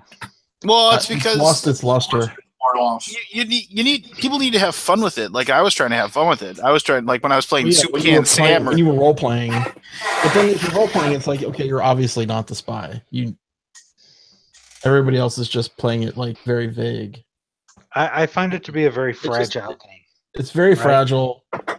It's not fun. I feel bad for just- people sometimes. If people have played and somebody I don't has think it, it's obvious when they're the spy because they're leaning over, looking at the locations. Yeah. And And those if you locations never are look so at their good. locations, you're obviously not the spy because you're not studying anything type of thing. And there's just too much stuff that gives you away in that game one way or another based on just how you act and interact with the map of all the different locations. Right. And To, they to still play don't- it fairly, everybody needs a player aid in front of them. Yeah. The thing about that is that game like is more like there's a copy of it at my lake cabin. My family loves playing that game. I think it's more of a non-gamers game, honestly. I like it, but I have a friend that refuses to play it I at this point. He I hates think it. you just have to play it so much that I don't want to play it that much to know all the locations. I don't know. I think Just that's not- a good point right there. And I really disliked Chameleon. Really? I thought I would love Chameleon, and I thought it was like pulling teeth when we played it. That fell flat Yeah. for If me. we too. played it like 2 rounds and it was like, okay, we're done with this. The problem with Chameleon is that you don't get any banter going like you do in Spyfall. It's because it goes around once and you're done, and you're saying one word, right? And it's just like, Yeah. well, this is just like lame, stupid Spyfall. I don't like this either. But I would like what it they're better. going for.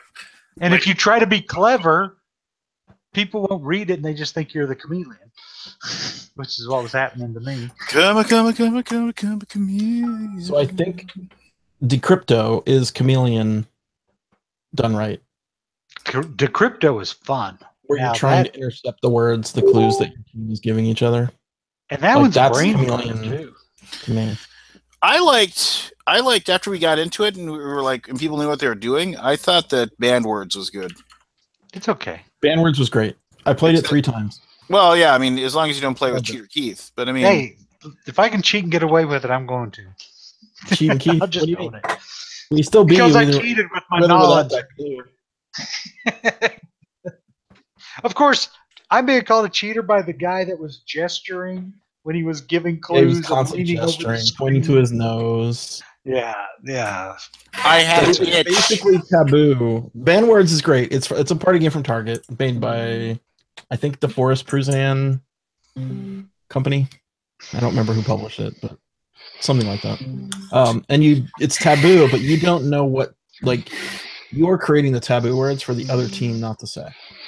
Yeah. So, like, And you look at get their points clues, if they say all them 5 of their versus- clues, and then you write down 15. Was it 15 words they can't say? Something like that. And then they get the card back, and they go through their trying to get their team to answer the clue without saying those banned words, but they don't know what the banned words are. And if you're Keith, you just cheat. So we would end up writing down all this like low hanging fruit, but no one would ever even go close to the low hanging fruit because of course you're gonna write that down on the card. But then So then you gotta like think of like. then you gotta like double think it. It's like, well, what would they say to avoid the low hanging fruit, and write those words down. But then you would miss like the most easiest words. I forget, there was one where I think Lance, you said something, and we're like, you just smack your forehead. You're like, oh, why did we not write that word down? Well, the thing is that like I think the game would be better if like you couldn't tell like a story, you know, because that's the one thing where it's like, okay, you know, and I'm gonna say New Orleans, but it's like, okay, you know, it's like, you know, like if you go, Not Baton Rouge, but yeah, just like you, as long as you like when you can't, like you can't like parade, okay, so you can't say float, like if you like the words that they've written down are like float, you know, Macy's, Thanksgiving, you know, like all those things, like, you know, so it's just I tried like, to hide that, but then you forget to write down Mardi Gras. well, no, but people would say, you know, you stand on the street and music and people walk by and What you're was like, it? oh, The bands? What was the clue? The bands of the walking bands or something like that. Someone said. yeah. Oh, that was probably me trying to get him to say parade. It was Yeah, pretty funny though. Bands walking down the street playing instruments, blah blah blah, or something like that. Yeah, It's so straight like when you line, have lots of them. when you have somebody that's telling a whole story, it's kind of like, you know, I don't know. But they're also burning time by tearing that long story to get a clue. So I don't know. I don't know. Right? It's I mean, it's still taboos fun. are I mean, different. like I had fun. You know, and that's ultimately the scope, Unfortunately, right? the game's flaw is if you're winning in the last round, there's makes no sense for you to actually play. Oh yeah. So it's Right. us, and we're up by Just 2 give points. points So to we're the just gonna team. say nothing and let the timer run out. Yep. Yeah, Because which is not fun. if we guess, we might miss. Yeah, Yeah. that is where the game is actually broken. It's sort of broken, but whatever. It's still fun. Yeah, it was fun. Mhm. When's your crypto supposed to come out? Who's bringing that? It's a Scorpion Mask in for Q1 2018. I'll buy that because that was cool. I would try to describe it, but I know I wouldn't do a good job of it because it's kind of hard to visualize how it plays without seeing it in action. It is like But a it's heavier code names in some ways, right? Well, you're trying to intercept the other team's codes, Right.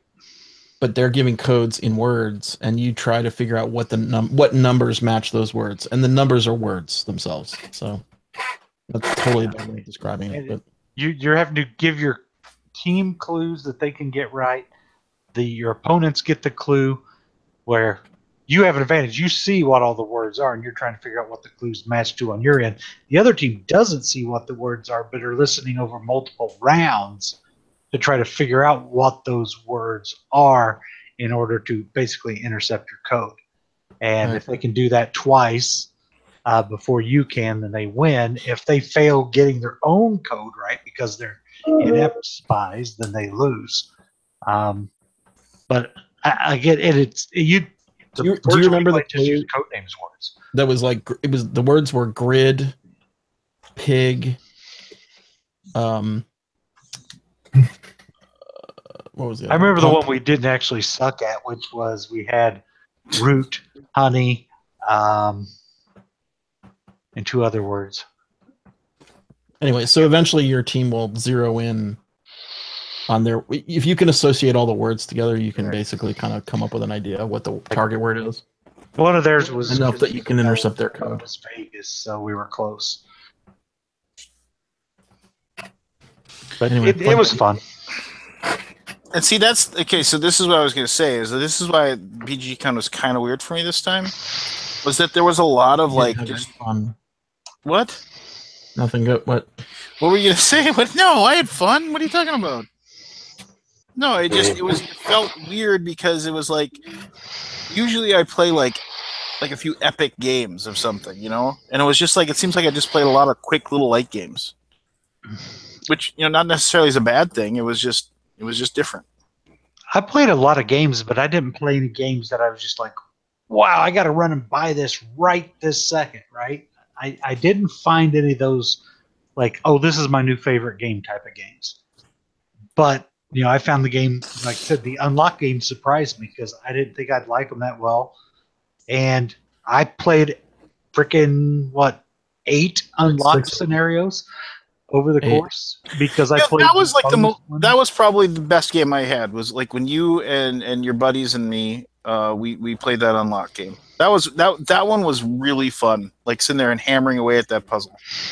Yeah, and we binge play. It was like Netflix, man. We binged that stuff. You binged all 8 in one day. Well, right? one evening and the next day. Yeah. We had to wait for the originals to come back into the library. As soon as they were there, I checked them out, and we spent the morning 4 more scenarios. Boom, boom, boom, boom, right in a row. The app constantly shutting down on us was annoying. Yeah, I was having issues with the app on iPhone 8, but did you guys play Altiplano? I did not get to play it. That's kind of my disappointment is I didn't get to play it. I stalked that library for that game so long, that and Fallout, and I couldn't get either one. Yeah. And the hot games was buzzing with that the whole time, not like Indian Summer in there, which was vacant. But you're just preying on that Indian Summer. Yeah, I am. I'm preying on it because that was my biggest disappointment of the convention because I like Cottage Garden, I like Patchwork, I like Feast Road, and I think Indian Summer is a pile. And apparently the convention did too. The story you missed earlier, Aldi, was 6 o'clock on Saturday night when everybody's table camping. There was one empty table in that entire ballroom, and it was the one set up for Indian Summer. And I looked at the guys. I said, well, if we play Indian Summer again, we have a place to sit for the drawing. And they went, pass. Oh, man. And Keith, you won. I did. I won something for the first time. Yeah, Keith won a prize. Yeah, and I got named when Rich saw me because he recognized me, which amused me because I was all the way on the end of the stupid ballroom. I guess I'm a big target. You quite the showing for Mr. Professional Hanger On. You've arrived. Yeah, I won the full Terraforming Mars experience, of which I just bought my last piece of earlier that day. So I gave it away and spread the love. Because that's what you do. Aww. You don't sell your gifts. You give them to others. I finally got a chance to try Terraforming Mars. It's a good game. Shit. Oh my god, yeah. I was blown away. The only thing you've got to do is either get heavier cubes or buy a overlay because, yeah, it's a mess otherwise. Well, that and you just got to wait for the deluxe version. The deluxe version, yeah. Say that to actually say that to Bonacor and watch him implode. He'll do a deluxe version. He will not. The base version's already $80. So. Wow. He no he'll become apoplectic. He was like when because like the Venus because like it didn't show up and like they were told that they were going to be there and then they weren't there and he was kind of bouncing back and forth and I saw him and he was just sitting there by the loading dock with his cart waiting for it to show up. And like I was just like, oh hey buddy, how's it going? He's like, oh hey, this has just been a hell of a day. I was like, yeah. And I was just like, well, I mean, yeah, waiting for the deluxe version is just like, get the fuck out of here. I love stuff. I felt bad because I saw a friend of the show, Paul, out there waiting in the line to rush in and buy it Saturday morning, and he got to rush in and put his name on a list. And I walked up about 30 minutes later and said, "Is the list full?" They said, "Nope." Okay, here's my name. And then when the games came in, everybody on the list lined up, big giant line. I walk up 30 minutes later. Hey, is this the line for the list? No, that's the line for people waiting. The list line doesn't have anybody yet. Okay, here's my game. So I didn't have to wait. Poor Paul waited like 2 hours, I think. I wanted to get a copy of that new Andor. I guess they sold that out every day. Yeah, Tames of Cosmos and all the exit. Yeah, they were selling the crap out of those. Which ones? Exit. Yeah, the Exit series. 4 through 6.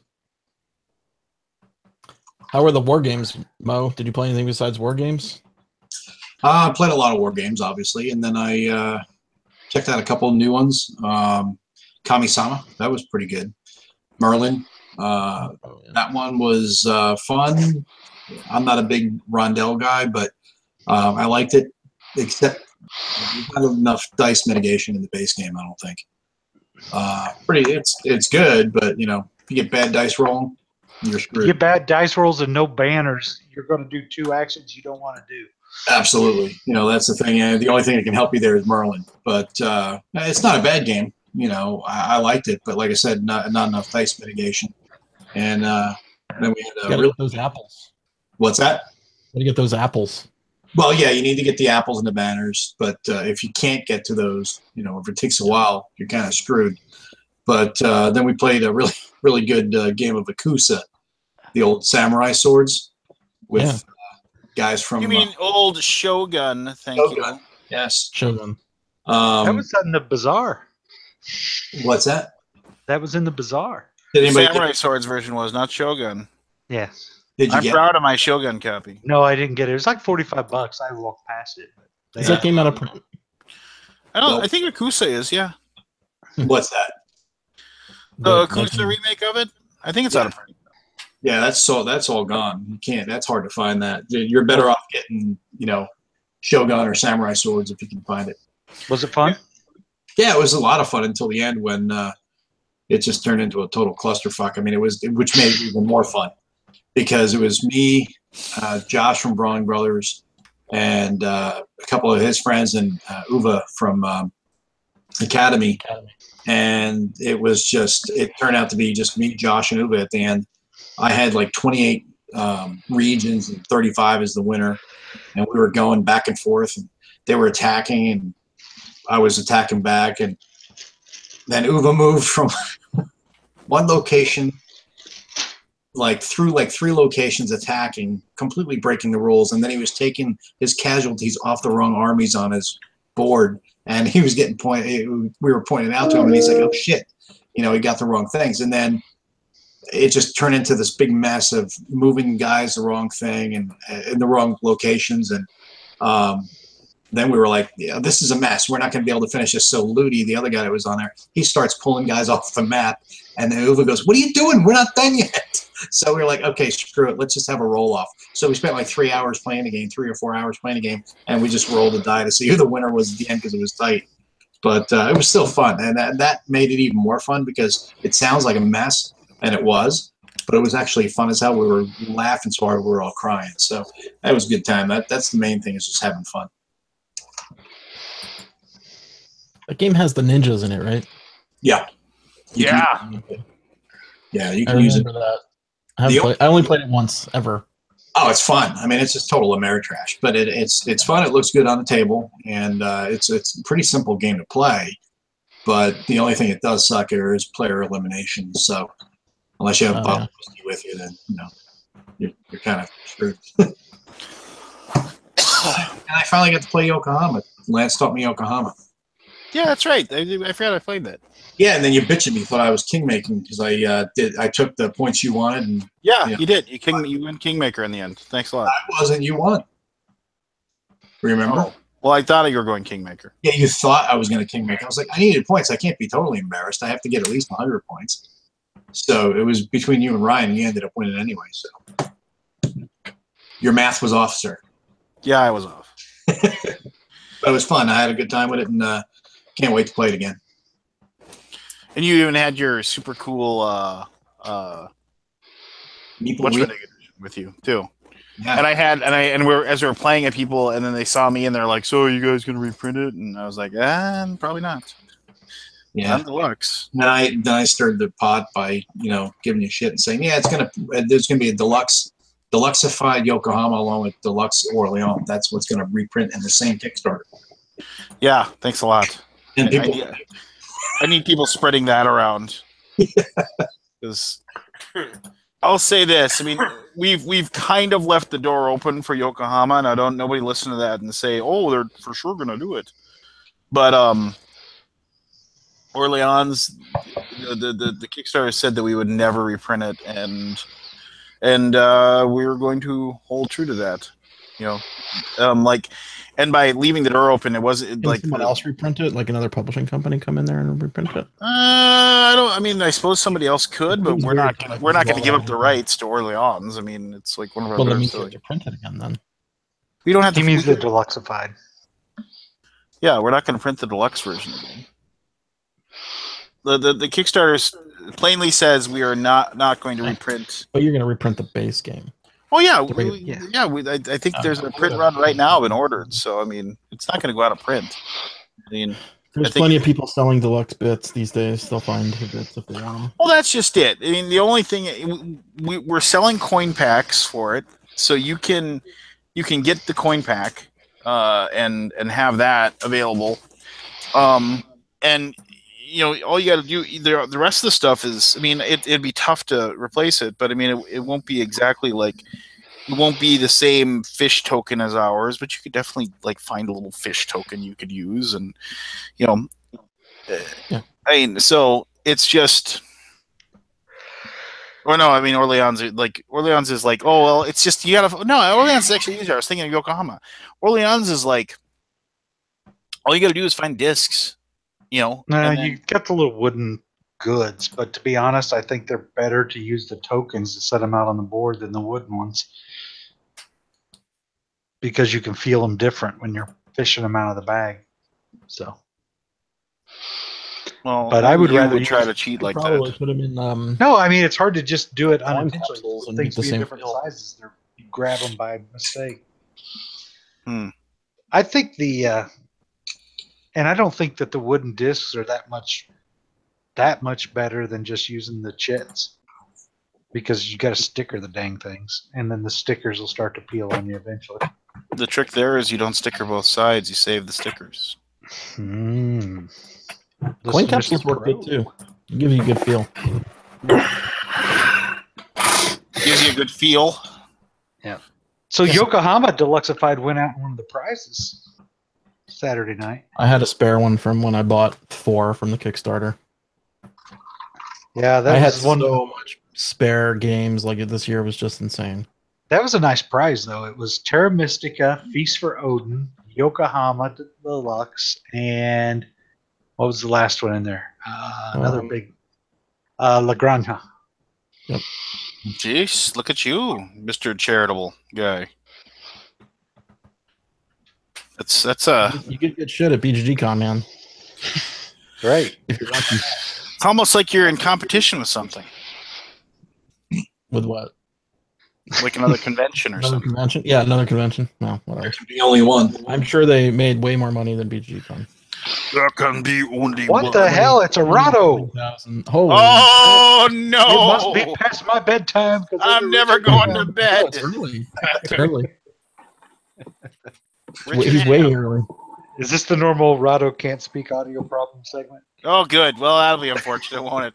All right. Well, good night, everybody. Thanks for tuning in.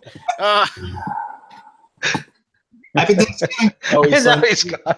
No, we're You made him leave, Lance. made him run away. The Lance made me want to leave 3 hours ago. Oh. I've got my skirmish battle coming up. I gotta finish I got enough renown to add a Blight King to my army. So I gotta finish my my painting of him. I know. Anybody play Shadespire? It's good. I played it at my Warhammer store a few times, and we have enjoyed it several times. It's good stuff. Yeah, I want to give it a go. Uh, the minis are all pushed together. Minis, you don't have to glue them. You can. You're probably better off gluing them together so they don't fall apart on you. But yeah, definitely worth the play, if you will.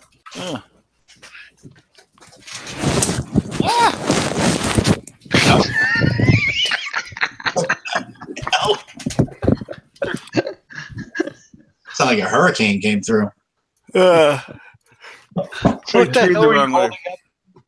No, I gotta finish this guy for. Yeah. So, Nice. yeah. So I gotta finish him up for my the fun. Hey, there he is. That's Dark Richard. Hello. Oh, Rooting Richard. Daisy. It's okay. oh, There's a Daisy. strange man on the internet. Daisy. What time is it in Malta?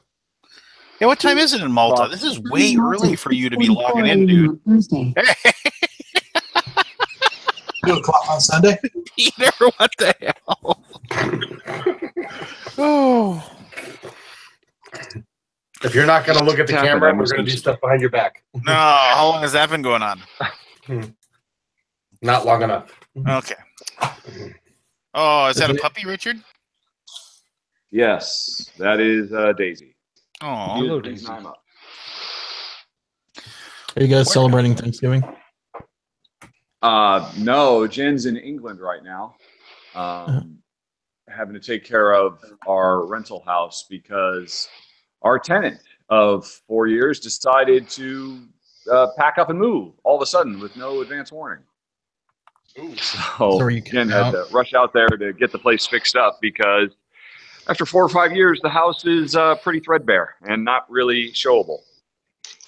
huh. So that's So how how she's spending many- Thanksgiving. How many Doritos points would you need to be able to rent that house? Maybe Forrest is on the market trading his Doritos points. You know, you can sell one of his codes for $4 on Reddit. 4 to 5. $4 to $5 on Reddit. Okay. Yeah, so I have no idea what that means. Here, I just figured I should warn you in case you hadn't already found out. Pandemic Season 2 is even easier than Season 1. Oh, fuck. 2 players? Oh, Yep, God. and 2 players. even Daisy's it's- upset. It's a livid. ridiculous cakewalk. Oh, I'm going to tear that to shreds then. God Yeah. dang. You know, It doesn't scale like the other one. Well,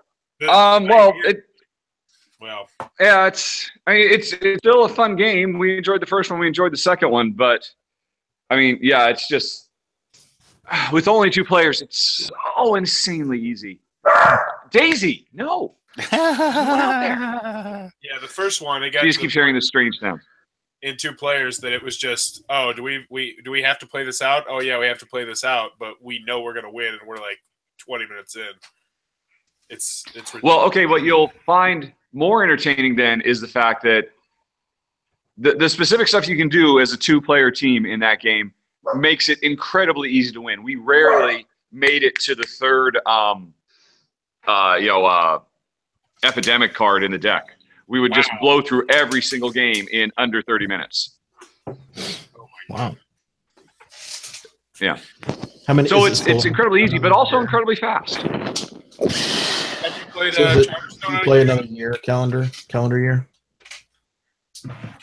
What's that? You play another calendar year? Yeah, yeah. It's the same basic structure. Spoilers. That you play a year. Oh, Yeah. I guess that's sort of spoiler, but not that bad. Spoilers. Have you played Charterstone 2 players? We're getting that, and we're gonna do that 2 players. So I'm hoping it's better. I'm hoping it's good. Now we're gonna give it a Charterstone. Well, it's a competitive spoilers. game, so you'll you won't find it too easy for that reason. Oh, yeah. Yeah. We played all the way through it. The problem with Charterstone as a 2-player is, it's a worker placement game that starts out with what you have. I forget. 12 different worker placement spots. So it's, as a 2-player game, there's a fair bit of conflict, not conflict, but worker placement stuff of, oh, you wanted to go where I went, now what am I going to do kind of stuff. By the end of the game, the board has like 45 different spots you can go to, and in a 2-player game, I mean, the board is so huge that it just feels a little barren. I mean, you'll not really bump heads very much, like you might if you were playing with a 4-player game. Yes, and that was totally a spoiler that you build buildings in that game. What's the max player count in it? But if you're willing to, and I don't know if your wife or you would be willing to, what? Pete, sorry. They're making fun of me because I'm painting my Warhammer minis while talking. So they're putting up signs to think. Not they, Pete. Okay. They, meaning Pete, are hilarious this evening. Would you How guys many have players? Well, if you play it as a 2-player game, that's a problem. But the game comes with really good automated players, dummy players. Spoilers. It's true. It's true. It's literally the very first thing you read in the rules. There's a whole separate rule book for them. And so we played all of Charterstone effectively as a 4-player game. With me, Jen, and the 2 dummy players that kind of fleshed it out. And I mean, for some people that's unthinkable, but for us, it actually worked really well. Now, is that required? So we enjoyed that one.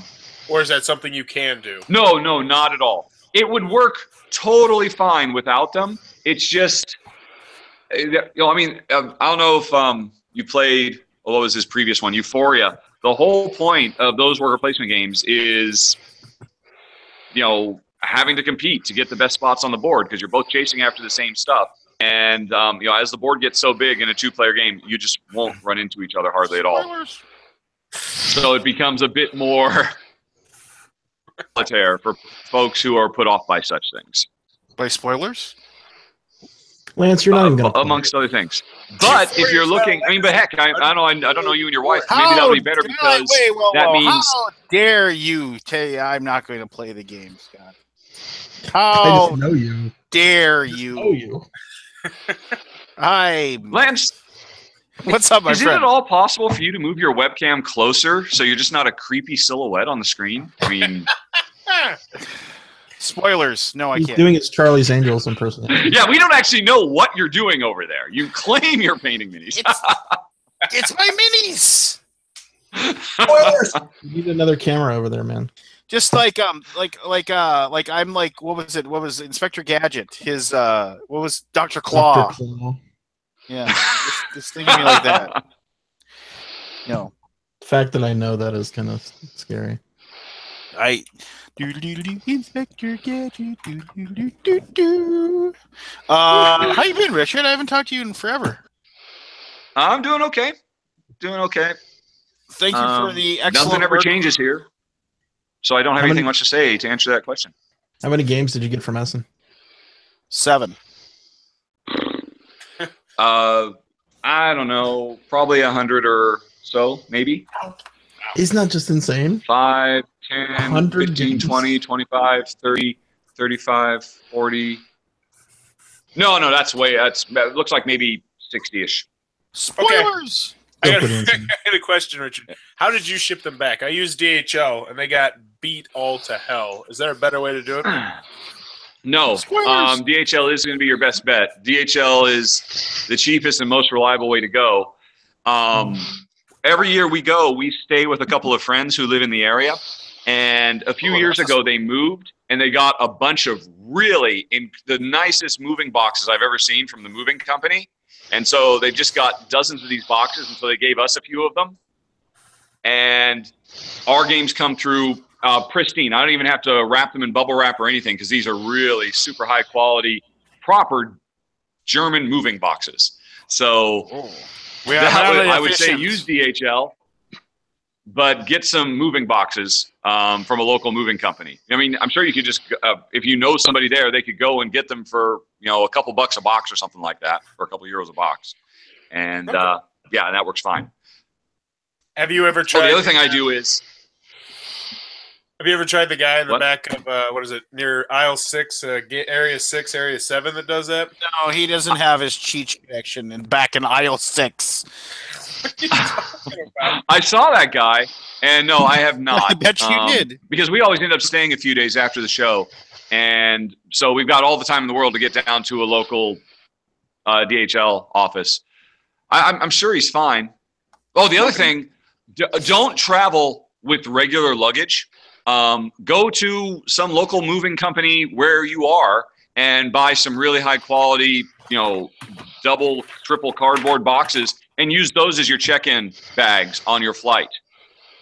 Because you can carry twice as many boxes as you can in just like regular roll-on luggage. Again, if you get a really high quality moving box, they'll come through fine.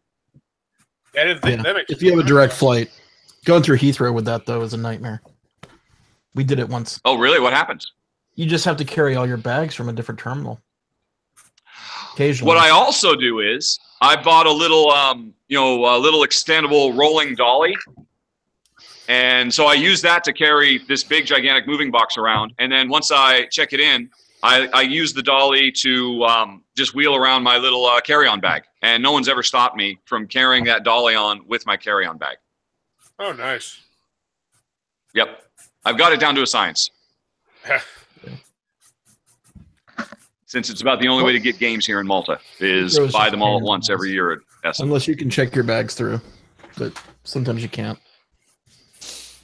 Yeah, I just completely mailed back all my clothes, and I filled my book bag or my suitcase completely with games, and I was popping everything out and trying to compress it all. Hey, but weren't you worried somebody might steal all of your Led Zeppelin T-shirts and Pink Floyd? Wrong generation, bro. Wrong generation. Oh, I'm sorry. Weren't you afraid somebody was going to take your complete Cheech and Chong collection from you? Fish shirts. His mountain concert shirts. Mountain concert shirts. Yeah, there you go. What's at the top of your list to play? Oh, spoilers. Me? Yeah. Well, I've already played a bunch of them. What have I not played? I still haven't played Riverboat and Sanctuary and Transatlantic. Sanctuary! Just a bunch of boring Euros. My kind of thing. Did you get a Tale of Pirates? Yeah. Well, I played that before we went. It's great. Yeah, I think I saw you and your wife did a video of yourselves playing it, didn't you? Yeah, I was telling these guys earlier about it, that the story was garbage, but the gameplay was just fantastic. Kept us riveted. Yeah. Oh, it's a blast. I mean, the story have nothing to do with the Cheetos. I think people. I mean, it's interesting. There are so many more games now that are really trying to push a strong narrative that drives you through. Every game now over the last couple of years is putting a campaign, and it's not like any of these stories are particularly good. But I still appreciate that they're there because they kind of string a series of what was already going to be a fun experience together into something more meta. Yeah, I guess but that's good. Yeah, they're not. Yeah, the more meta. No, I don't. I shouldn't spoil Lance, I suppose. What did I do? Well, I was just going to say, probably if you actually called out the poor storytelling of Tale of Pirates as one of your big takeaways, I would certainly say you will not be impressed by the story of Charterstone. Oh no!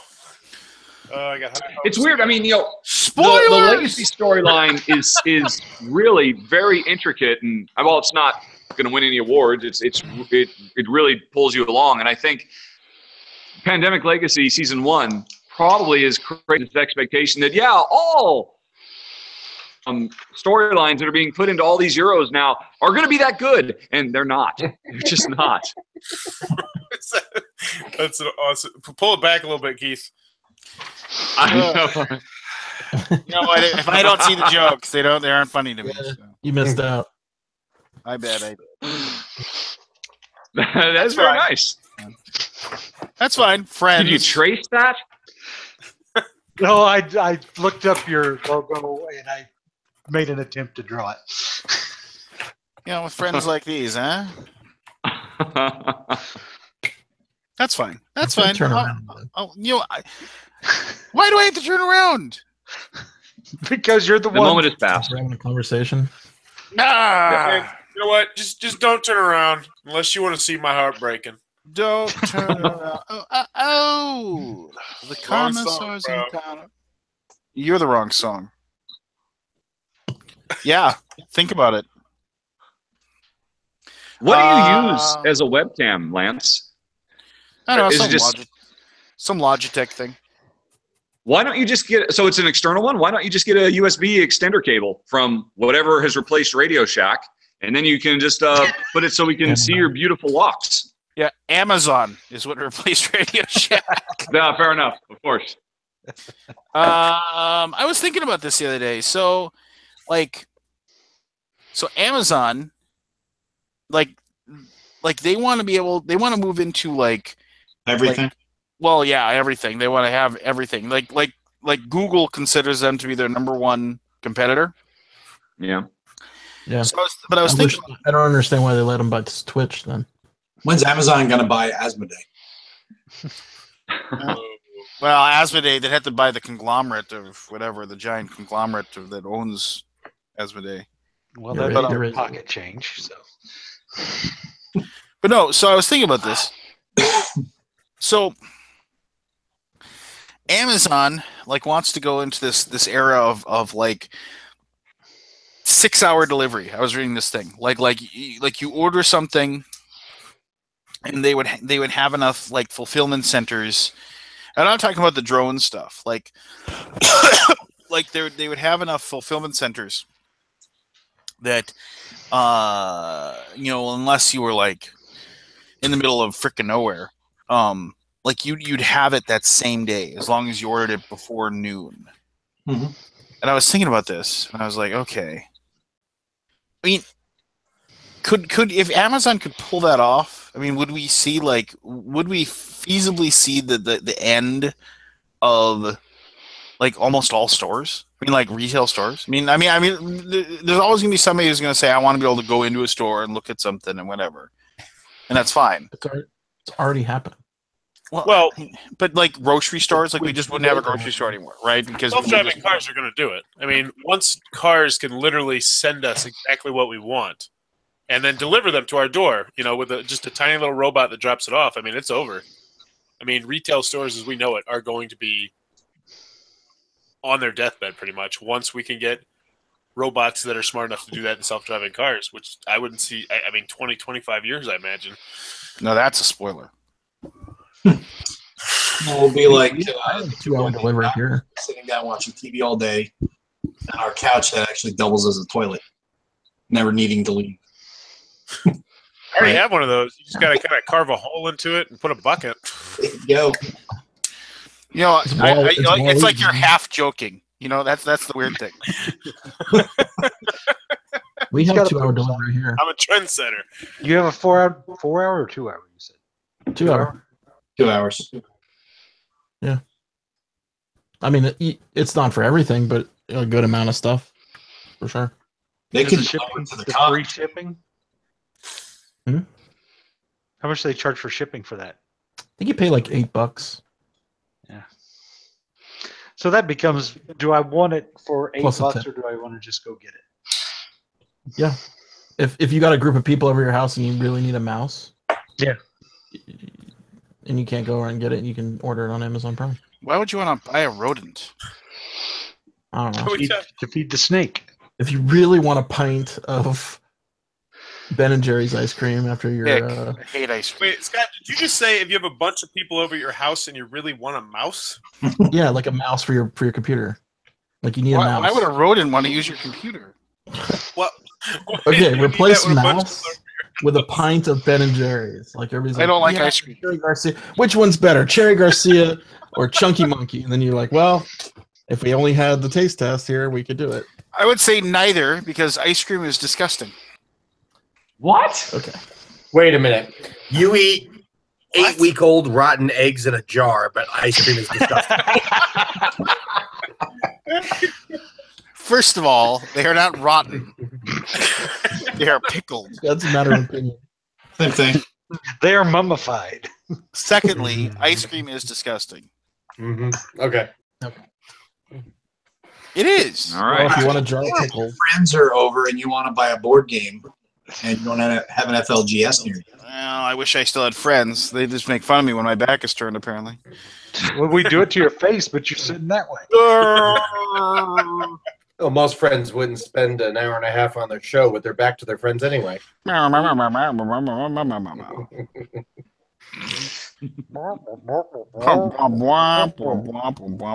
Miss Sophomore. I miss those shows. Spoilers. Spoilers. The new Peanuts movie that came out a couple years ago is really good. My son loves that one. It was okay. I don't know. It was. It needed to be a half hour shorter, as I recall. Yeah, there was some filler there. There's some fluff. Yeah. Yeah. We could write a better one. I don't know. Ah, Next week on a Has very anybody seen Justice League? Is it as bad as people are saying? I've not seen it yet. I downloaded a version and it was in like Portuguese, so we didn't watch it. I haven't even seen Thor yet. You downloaded the version? Thor is good. Yeah, it was a web. Somebody took their webcam in and copied it, their camera, but it was right. it. Yeah. Oh, stealing money from Hollywood. Make you feel good about yourself? You know what? It really does sometimes. Hey, I found an old video of Richard Hamm like talking about a video game. I forget what the name of the video game was though. Like you were like the Probably hype Brink. man. Brink, Yeah. there you go. You were the hype Yep. man for Brink. That was cool to see you like Is that, in the before time. It was a giant Right. video, wasn't it? is that that shooter one? it Yeah. was a shooter. Yes, it was my last game. I really enjoyed that one, but then the audience for it like fell off. I don't know where. Yeah, Bethesda really screwed us. They screwed us hard after 2 years of basically trying to take over the company and driving us into the ground. Yeah. It was an ignominious final chapter of my video game development life, unfortunately. I remember getting that on People Black were saying Friday. nice things about it.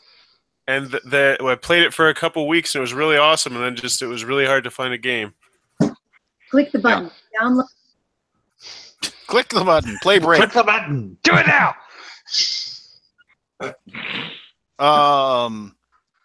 Yeah, no, it was cool. Yeah, if Like you I want, said, Lance, there's probably 24 of those videos out there if you just do a search for Rotto and Brink. I don't know how I found it. You can It see showed, me. it showed up in my feed or something. It was just kind of neat. I was like, "Holy crap! That's like that's Richard." And then you were just in there, and you were doing the hype. You were getting all jazzed for the game. I was very excited cool. at one point. It's true. I'm sorry that I'm sorry to bring up a bad memory. I apologize. No. You couldn't have possibly known. I only dwell on the good times. So it's fine. It's Bauer who reminded me how much our publisher screwed us. So it's really his fault. Way to go, Forrest. I complimented the game though. I liked it. How did they And screw then you? that turned it all right around for me, and it gave me the warm fuzzies again. No, how did? If you don't mind me asking, how did? I mean, 'cause I never played it, so I couldn't speak to the gameplay or anything. I'll take Cheech's word for it though that it was a good game. How did it get screwed up? If you don't mind me asking. Well, the problem was we were a very small development team. You know, like a fraction of the sizes of what most teams are that make a game that big. And so we relied very heavily on Bethesda's Q&A department. They were giving us a clean bill of health. Everything was fine. Everything was running great. They'd done all the network load testing, and we just trusted them. And then and we're just focusing on just gameplay bugs and stuff like that. Wow, the netcode seems to be really rock solid. And then we launched, and it turns out it wasn't. There was some key tech issues that meant the day we went live, it was practically unplayable. And there was a huge amount of hype for that game. It sold really, really well. Everybody got it home, and no one could connect to anybody because it's a predominantly an online multiplayer shooter. And we're like, what? I can say what the fuck. What the fuck is what we were saying. And one of our tech guys and our producer actually flew out to Bethesda.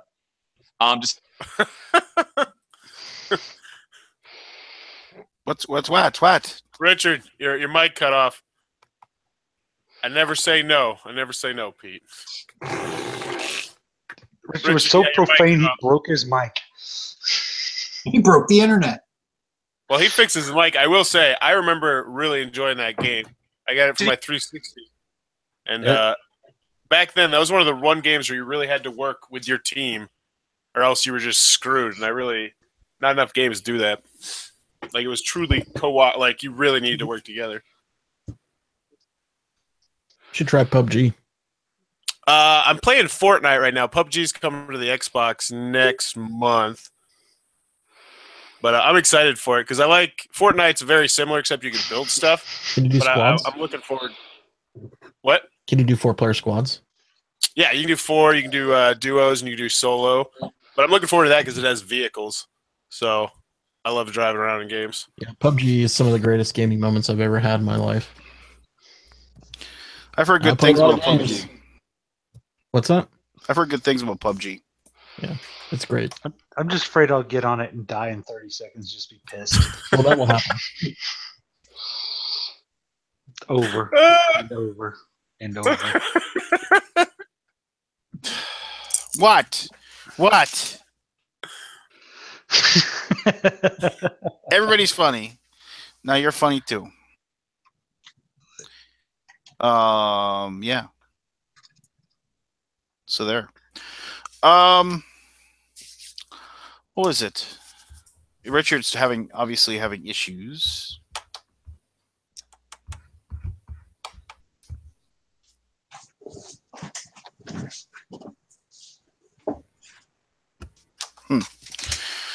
I don't know. So, Aldi, you're another BGG.CON in the books. Where he left? Never mind. Where'd everybody go? Now we got 2 Richards. Pete said, let's all leave and leave Lance in here alone. And then Pete, Forrest, and Aldi all left. Oh. Well, I would notice nobody talking. Now I got 2 Richards now. This is awesome. Well, you got handsome headshot, Richie. Handsome headshot. Hey! There goes the other Richie. We still got handsome headshot, Richard. Oh, there's Now Aldi he's back. And Clark Kent is back. Something weird happened. Clark Kent. Yeah, BGG.CON was great. I had a really good time, and it felt really. I mean, every year, you just get to know people a little more. I was honestly sad when I left. It made me Yeah, sad. I saw a tear come out of your eye. Yeah, I was sad. It's just one of those things where it just sucks. Because, I'm not going to see you for. Well, I'm not going to see you. I'm not going to see Keith. I'm not going to see any of you guys. Are you going to go to Gamma? Are you going to go to Reno? Well, it depends on. I don't know if I. Theoretically, I'll go to Gamma because I'm, PR for the team. But Gamma is. I don't know. Gamma is kind of. I don't know. Dull. It's a trade show. I know. It's just the one good thing about Gamma is my family my family's in Vegas, so it's kind of, but now it's in Reno, so it's in Reno. Baby's in Reno with the vitamin D. Got a couple of couches, sleep on the love seat. Nobody? No Beck fans? Sleep on the love seat, yeah. Okay, thank you, Cheech. It took me a second. Wow. There he I have is. no idea what's going on. Technology is completely failing me. You're working Maybe- now. Phone crash. Brink Jen's was your laptop fault. won't work. This is my laptop. I can see you can hear me, but I can't hear anything from anybody. Wow. So I think I'm going to have to bail, everyone. It was dark last And time. I have no idea what you're even saying in response to that. Use the chat. Just Use the work. chat. I don't understand. Sound is on. Yeah, sound is on everywhere. I mean, I could try to go back to my phone. Yeah, you can hear. Yes, if everybody wants to literally type and chat to me, that's fine. But Yes, it will otherwise, be riveting for the this audience. is all me trying to read your lips. And I appreciate that Lance has actually turned around, so I would actually have a shot at that. But I don't think I can see his lips through his luscious, balmy beard. So, oh no. Oh, all right. I will finish my story about Brink, and then I will take the dogs for a walk. So Bethesda's test department totally screwed us. We launched. We have absolutely no network connectivity at all, and that's instantly killing us. We fly out there, and they have some super high-tech machine. It turns out they didn't actually do any real online testing. They relied on this particular machine that emulated like heavy online loads, and it turns out they weren't using it properly. They had gotten the settings entirely wrong. They had no idea what they were doing. And within 2 hours of us out there, we actually, look, this is how the thing is supposed to work. And they said, oh, yeah, look, your network code is all kinds of screwed.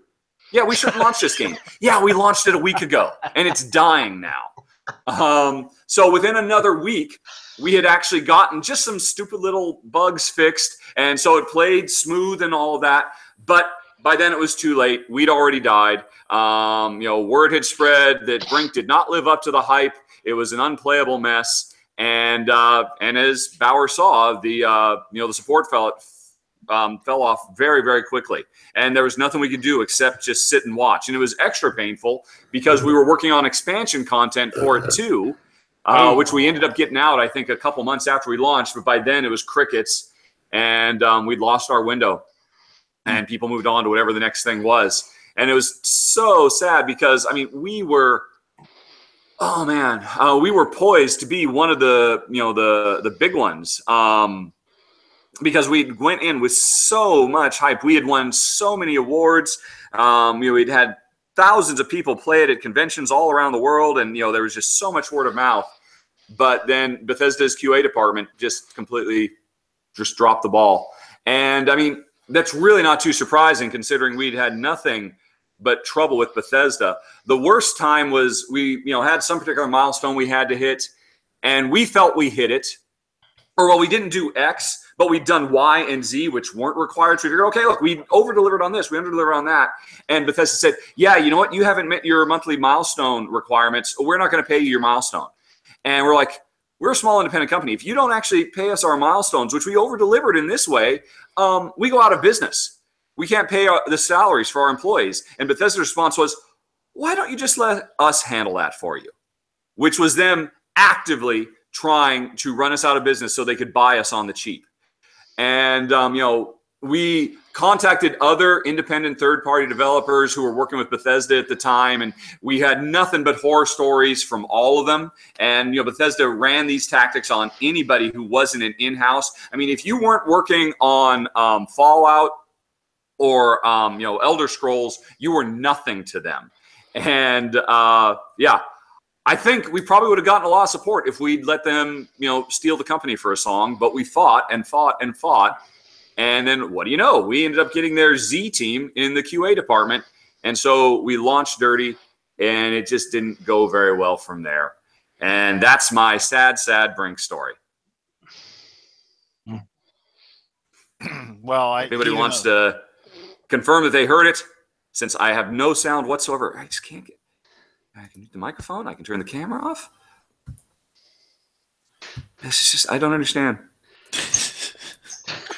Well, I don't know why I have these on. They're not going to work. But I would like to say, even though he can't hear us, that Yes, probably means it does stink. It was very, very sad. He probably then ended up not being able to. He ended up doing the board game thing because of that, right? So it all works out in the end. I don't know what it is. It's very, very strange. but there's nothing I can do. So I could go on. I could tell you the story of what happened next, where Disney royally screwed us over. But I guess that's a story for another day. No, tell us. And that's what actually chased me out of the industry altogether. I kind of want to when because we were working on a Marvel game set in the Marvel universe that was actually going to be canon to the Marvel Comics universe, which was like my lifelong dream, having grown up reading Marvel, make mine Marvel, and that was going to be the greatest thing I ever worked on. But long story short, we got canceled because of internal politics within Disney. Even though we were going to be the center stone of the entire Marvel video game universe, because we had all these things where all the different developers working on all the different Marvel games for Disney, we had this big powwow that we're going to tie a big meta story throughout all of these Marvel games that were going to come out over a 5-year period. And it was a very, very cool thing. But then somebody new at Disney came in and said, yeah, let's just shut all this stuff down. And yeah, making video games sucks. But no, that was, I know what you're talking about. That was a completely different game, unrelated to us. It was basically going to be Marvel Secret Wars 3. We actually had Greg Pak, the comic book writer who did Planet Hulk. He was working with us for the story. And we were like the Avengers, our game. All the other games, he's like the only one that ever came out was a turn-based combat game for Facebook. And that was the first one in the narrative. And then there was going to be an Iron Man standalone game and a bunch of other games. And, one like for PSN Live, I think. And they were all going to build up and drop all these story hints that would, come to fruition in our game. And it was going to be so amazing. But it didn't happen. And then there was the time that Warner Brothers screwed us because we were going to do a sequel to Inception. Power played Brink. We were basically going to use all the same Brink style gameplay, but taken into the Inception verse. And I actually sat with Christopher Nolan and his wife and his brother Jonathan Nolan for a week. Week-long meeting where we got together and talked through everything about the Inception universe and all the storytelling behind it, and we worked with him to come up with design narratives, and here's how the gameplay is going to work, and does this fit in your vision of how Inception is supposed to work, because we were going to expand the fiction and tell you all the backstory of everything. And that was a go. Christopher Nolan was on board. He was signed up. He was very enthusiastic about us because we really got his story, because Inception was his baby. It was like the most important thing in the world to him. It'd been like, anyway. And then all we had to do was just get through one last green light with Warner Brothers, the executives of the video game division. And, the presentation went well. And, Christopher Nolan was there too, and that's a big deal. Christopher Nolan doesn't have to go to video game presentations. And it was all fine. And then the Warner Brothers execs said, okay, if everybody could just leave the room for a little bit now, we're going to talk a bit about this. And you too, Christopher Nolan, could you also leave the room while we talk about this? And that's like, whoa, you don't ask Christopher Nolan to leave the room. He got so... apparently he was already really pissed off with them because he felt that off the success of Dark Knight, a Dark Knight came out, and right around the same time, Batman Arkham Asylum came out. And, obviously the Arkham Asylum really fed, or at least he felt that Arkham Asylum fed off of the success of Dark Knight. And he was kind of ticked off that, he had absolutely nothing to do with that. And so there's already a bit of a strained relationship there. But then when they literally asked him to leave the room, he said, that's it. I'm pulling the plug. This is not happening at all. So thanks, Warner Brothers executives. So there was that also. But anyway, now I will stop because this is just very strange, talking loudly to myself with absolutely not being able to hear anything from any of you guys. All righty. I'm sure I'll have more stories for another day. Sorry, everybody. I'll figure out my technology. Let's see. Is my phone rebooted? It seems like I can do these. No, it hasn't rebooted yet. Going to bed. Here it it's is. late here. I will catch you all later. I'll see if I can come back in. But no. Happy Turkey Day. All that. The dogs, they've been very patient. They really need to go for a walk. That's the only reason I got up anyway. And they're like, oh, look, I can get in on a boom. So yeah, they need to go. So bye everybody. Talk to you later. So long. Bye-bye. Yeah, we should probably all just start thinking about heading to bed anyway. So Yeah, I'm going Yeah. to bed. Good night, Good my night, friends. everyone. hey, happy Happy Thanksgiving, Thanksgiving. everybody. Eat lots You of guys turkey, too. get lots of rest, and be safe. And to all of you out there, hey, quickly name one thing that you're thankful for, and it can't be saying something like, "Oh, I'm thankful for all my good friends here in the boom." It has to be something outside of us. Jaws.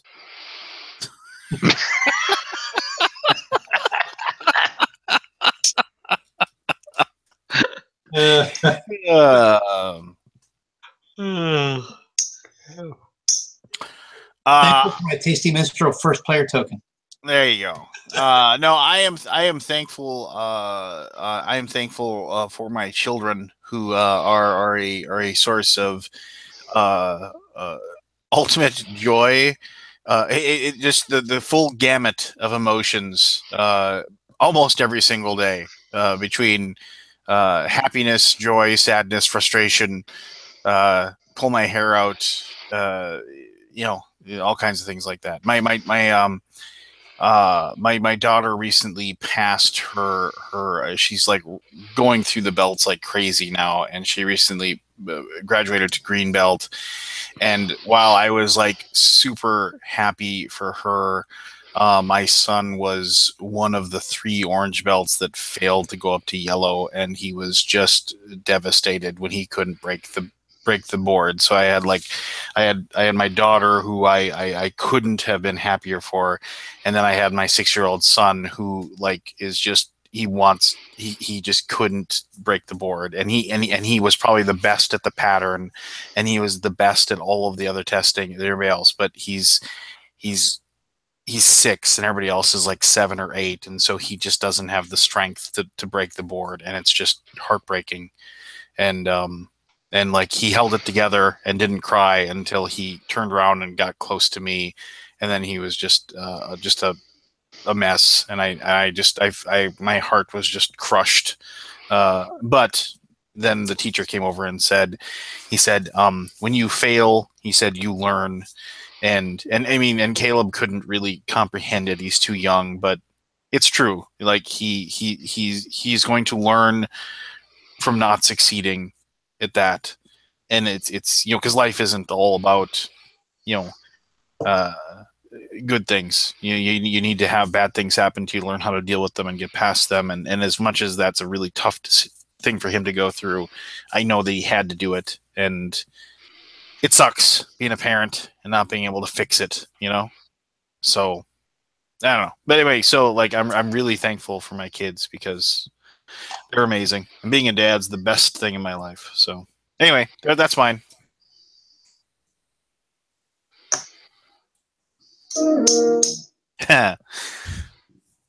Nobody else is going to say what they're thankful for. All right, that's fine.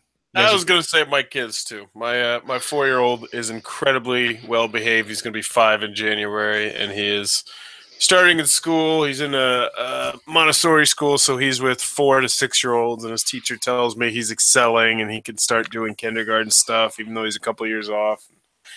He is a very well behaved young boy, and I love him to death. And then my 1.5-year-old is about to be 2. Is a fucking shitstorm that is me when I was a boy, which means we're going to have all sorts of problems, but I love both of them. Wouldn't trade them for the world. I'm thankful. What about you, Mo? Thankful for my wife. I'm thankful for your wife, too. She's a good lady. And she's a great woman, and my best friend, and we've been through a lot together since we met, and she's been with me through thick and thin, and I'm the same for her, and wouldn't trade her for anyone else or anything else. I was very sad when she got knocked out of the poker tournament because she was sitting right next to me during the poker tournament, and we were having a great time. She told me that. She's like, I don't know how much longer Lance lasted than me, but he was getting low on chips too. Yeah. right after she left, I tripled up. Like I went all in, and 2 people called me, so I got healthy. But eventually, it petered out again. But no, it was awesome. That like I sat down, I was like, "Hey, it's Mrs. Mo." She's like, I have a real name, What about you, Keither? I'm thankful for the family, that I have a job that pays the bills, and some decent friends. All right, Clark Kent, tell us what you're thankful for. I don't Blue think I can be blockers. thankful for anything besides the board game community. Oh, Well, obviously, I'm thankful for many things, but yes, the board game community has given me quite a life. Always exciting. you're the $86 million man, so that's nothing to sneeze at. And my You- wife, of course. Your She wife worked the whole is con and she got sick. So how could I not Oh. be thankful for that, man? your Really, wife is a gem. I know. Believe me, I know. Yes, Paul Tompkins, you outkicked your coverage with your wife, and you know that. You know that very much. So, yes. Anyway, yes. Paul Tompkins was saying that he was thankful for his beautiful wife. I was like, she's a good woman, a very good woman. That's from The Simpsons. Nobody else remembers The Simpsons? Oh God. I Anyway, watched Simpsons 20 years. you can watch the old People ones. People watch that stuff still? Was that You South can Park watch- ripoff? Haven't they done all the jokes twice? No, it was the Homer the Thief episode where he stole cable, which has 2 of like the best lines ever, and I'll leave you with these, and then we can go. But the first one is that he's talking about like it's biblical times, and it's like, and he's Homer the Thief, and then it's just like it's like, and this guy comes up, it's like, Jonas the adulterer, how are you? Oh, I'm quite well. Say hello to your wife. She's a good woman, a very good woman. Just like, oh, my lecherous friend. It's just, and then, oh, if it isn't, Artus, the carver of graven images, just like, and then Moses shows up, and it's like, oh my gosh, it's Moses. Everybody look busy. And so, like the adulterer starts like hitting on a girl. The carver of graven images starts carving more graven images, and Homer starts stealing the guy's graven images because they have to look busy because he's Homer the thief. But anyway, no, the line I really loved in that one because he steals cable, and Lisa, who later becomes an atheist in the show, but she asks Reverend Lovejoy what she should do because her father's breaking the "thou shalt not steal," and Reverend Lovejoy says, well, you can't turn him in because you have to honor and respect your mother and your father, which is also a commandment. But how about you lead by a good example? And so they're always watching cable because they steal cable and they got 1,000 channels, and instead, she goes outside and she's reading books and stuff, and he goes, so he turns on like horse racing, and he's like, "Ooh, look, Lisa, horse racing. Don't you want to look at the ponies?" Because she's a big fan of horses, and she just says, "No, thanks, Dad. I'd rather go to heaven." And I always love that line. Just a great burn. Anyway, nobody else laughed, so I just maybe I thought it was funny. That's fine. You guys all suck. I hope your turkey is dry and no amount of gravy can make it tasty for you. Don't you put that on our head. Do not put that on our head, Lance. May somebody have forgotten to put the can of cranberry gel in the fridge, so so when you open it up, it's all gooey and horrible. Yeah. And may your mashed potatoes have lumps. How do you like that? May your pumpkin pie have seeds in it. Just jumped right to the Is Christmas that a holiday. thing? No.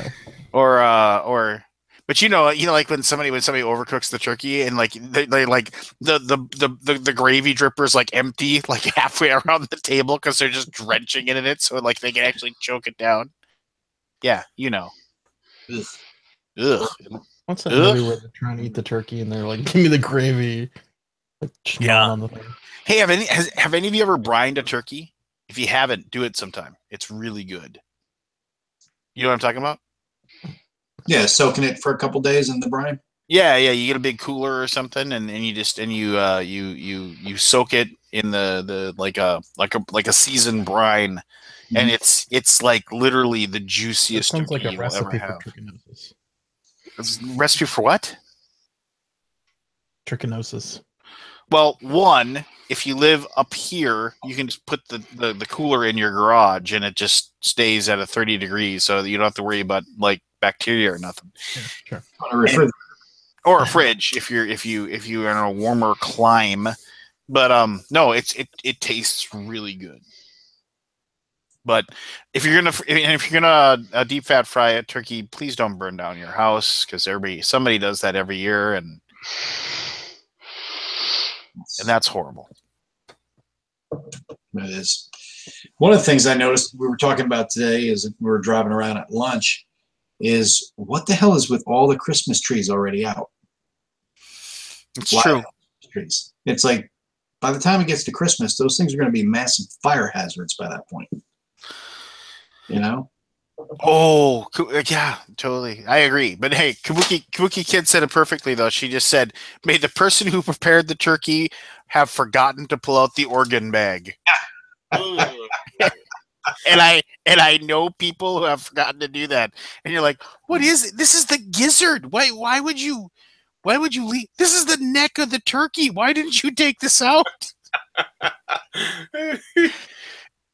And I'll leave you with this. So, like, I would go to Washburn, North Dakota, with my dad and my siblings, and I go there to see my grandma and grandpa and spend Thanksgiving with them. And my grandmother would always take the neck of the turkey, and she would like deep fat fry it, and like literally my uncle and my dad would fight over who got to eat that, because it was like. And I remember I tried some and I thought it was the most disgusting thing I'd ever had in my life. And I remember distinctly when I was like 4 or 5 years old, my dad and I got into my grandpa's old giant Oldsmobile and went driving around in the country with a loaded shotgun looking for a wild turkey. Like on the off chance that they'd see a wild turkey and he could shoot one and have live. And I remember thinking, like years later, like 5, 6, 7, 8 years later, I'm thinking that had to be illegal, right? Just driving around like looking for a wild turkey. And then I mentioned that to my dad, and he said, well, yeah, but you forget your grandpa was like the county sheriff. So he wasn't going to jail. But the law. Yeah, exactly. He was just like, he wasn't, he wasn't going to arrest himself for doing what he did. But anyway, regardless, thank you everybody for tuning in. Hey, I was thinking one last thing. I was thinking we should do a like the first or second week of Christmas, we should do a Christmas themed like good games to give to like family members and friends and whatever episode. And then we're going to talk about games. And I was also we're going to talk about games. And I was also thinking to if some of the stalwart faithful of the Alaboom, like maybe we could because there's about like the tens of you. Like maybe we, I got too many games that I gotta get rid of some.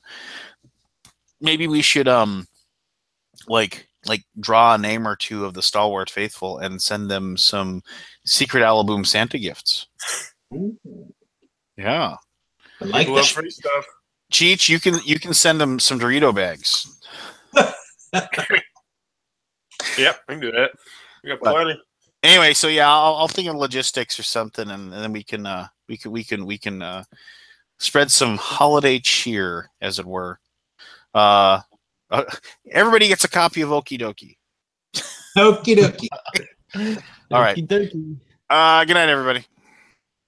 Good night. Bye-bye.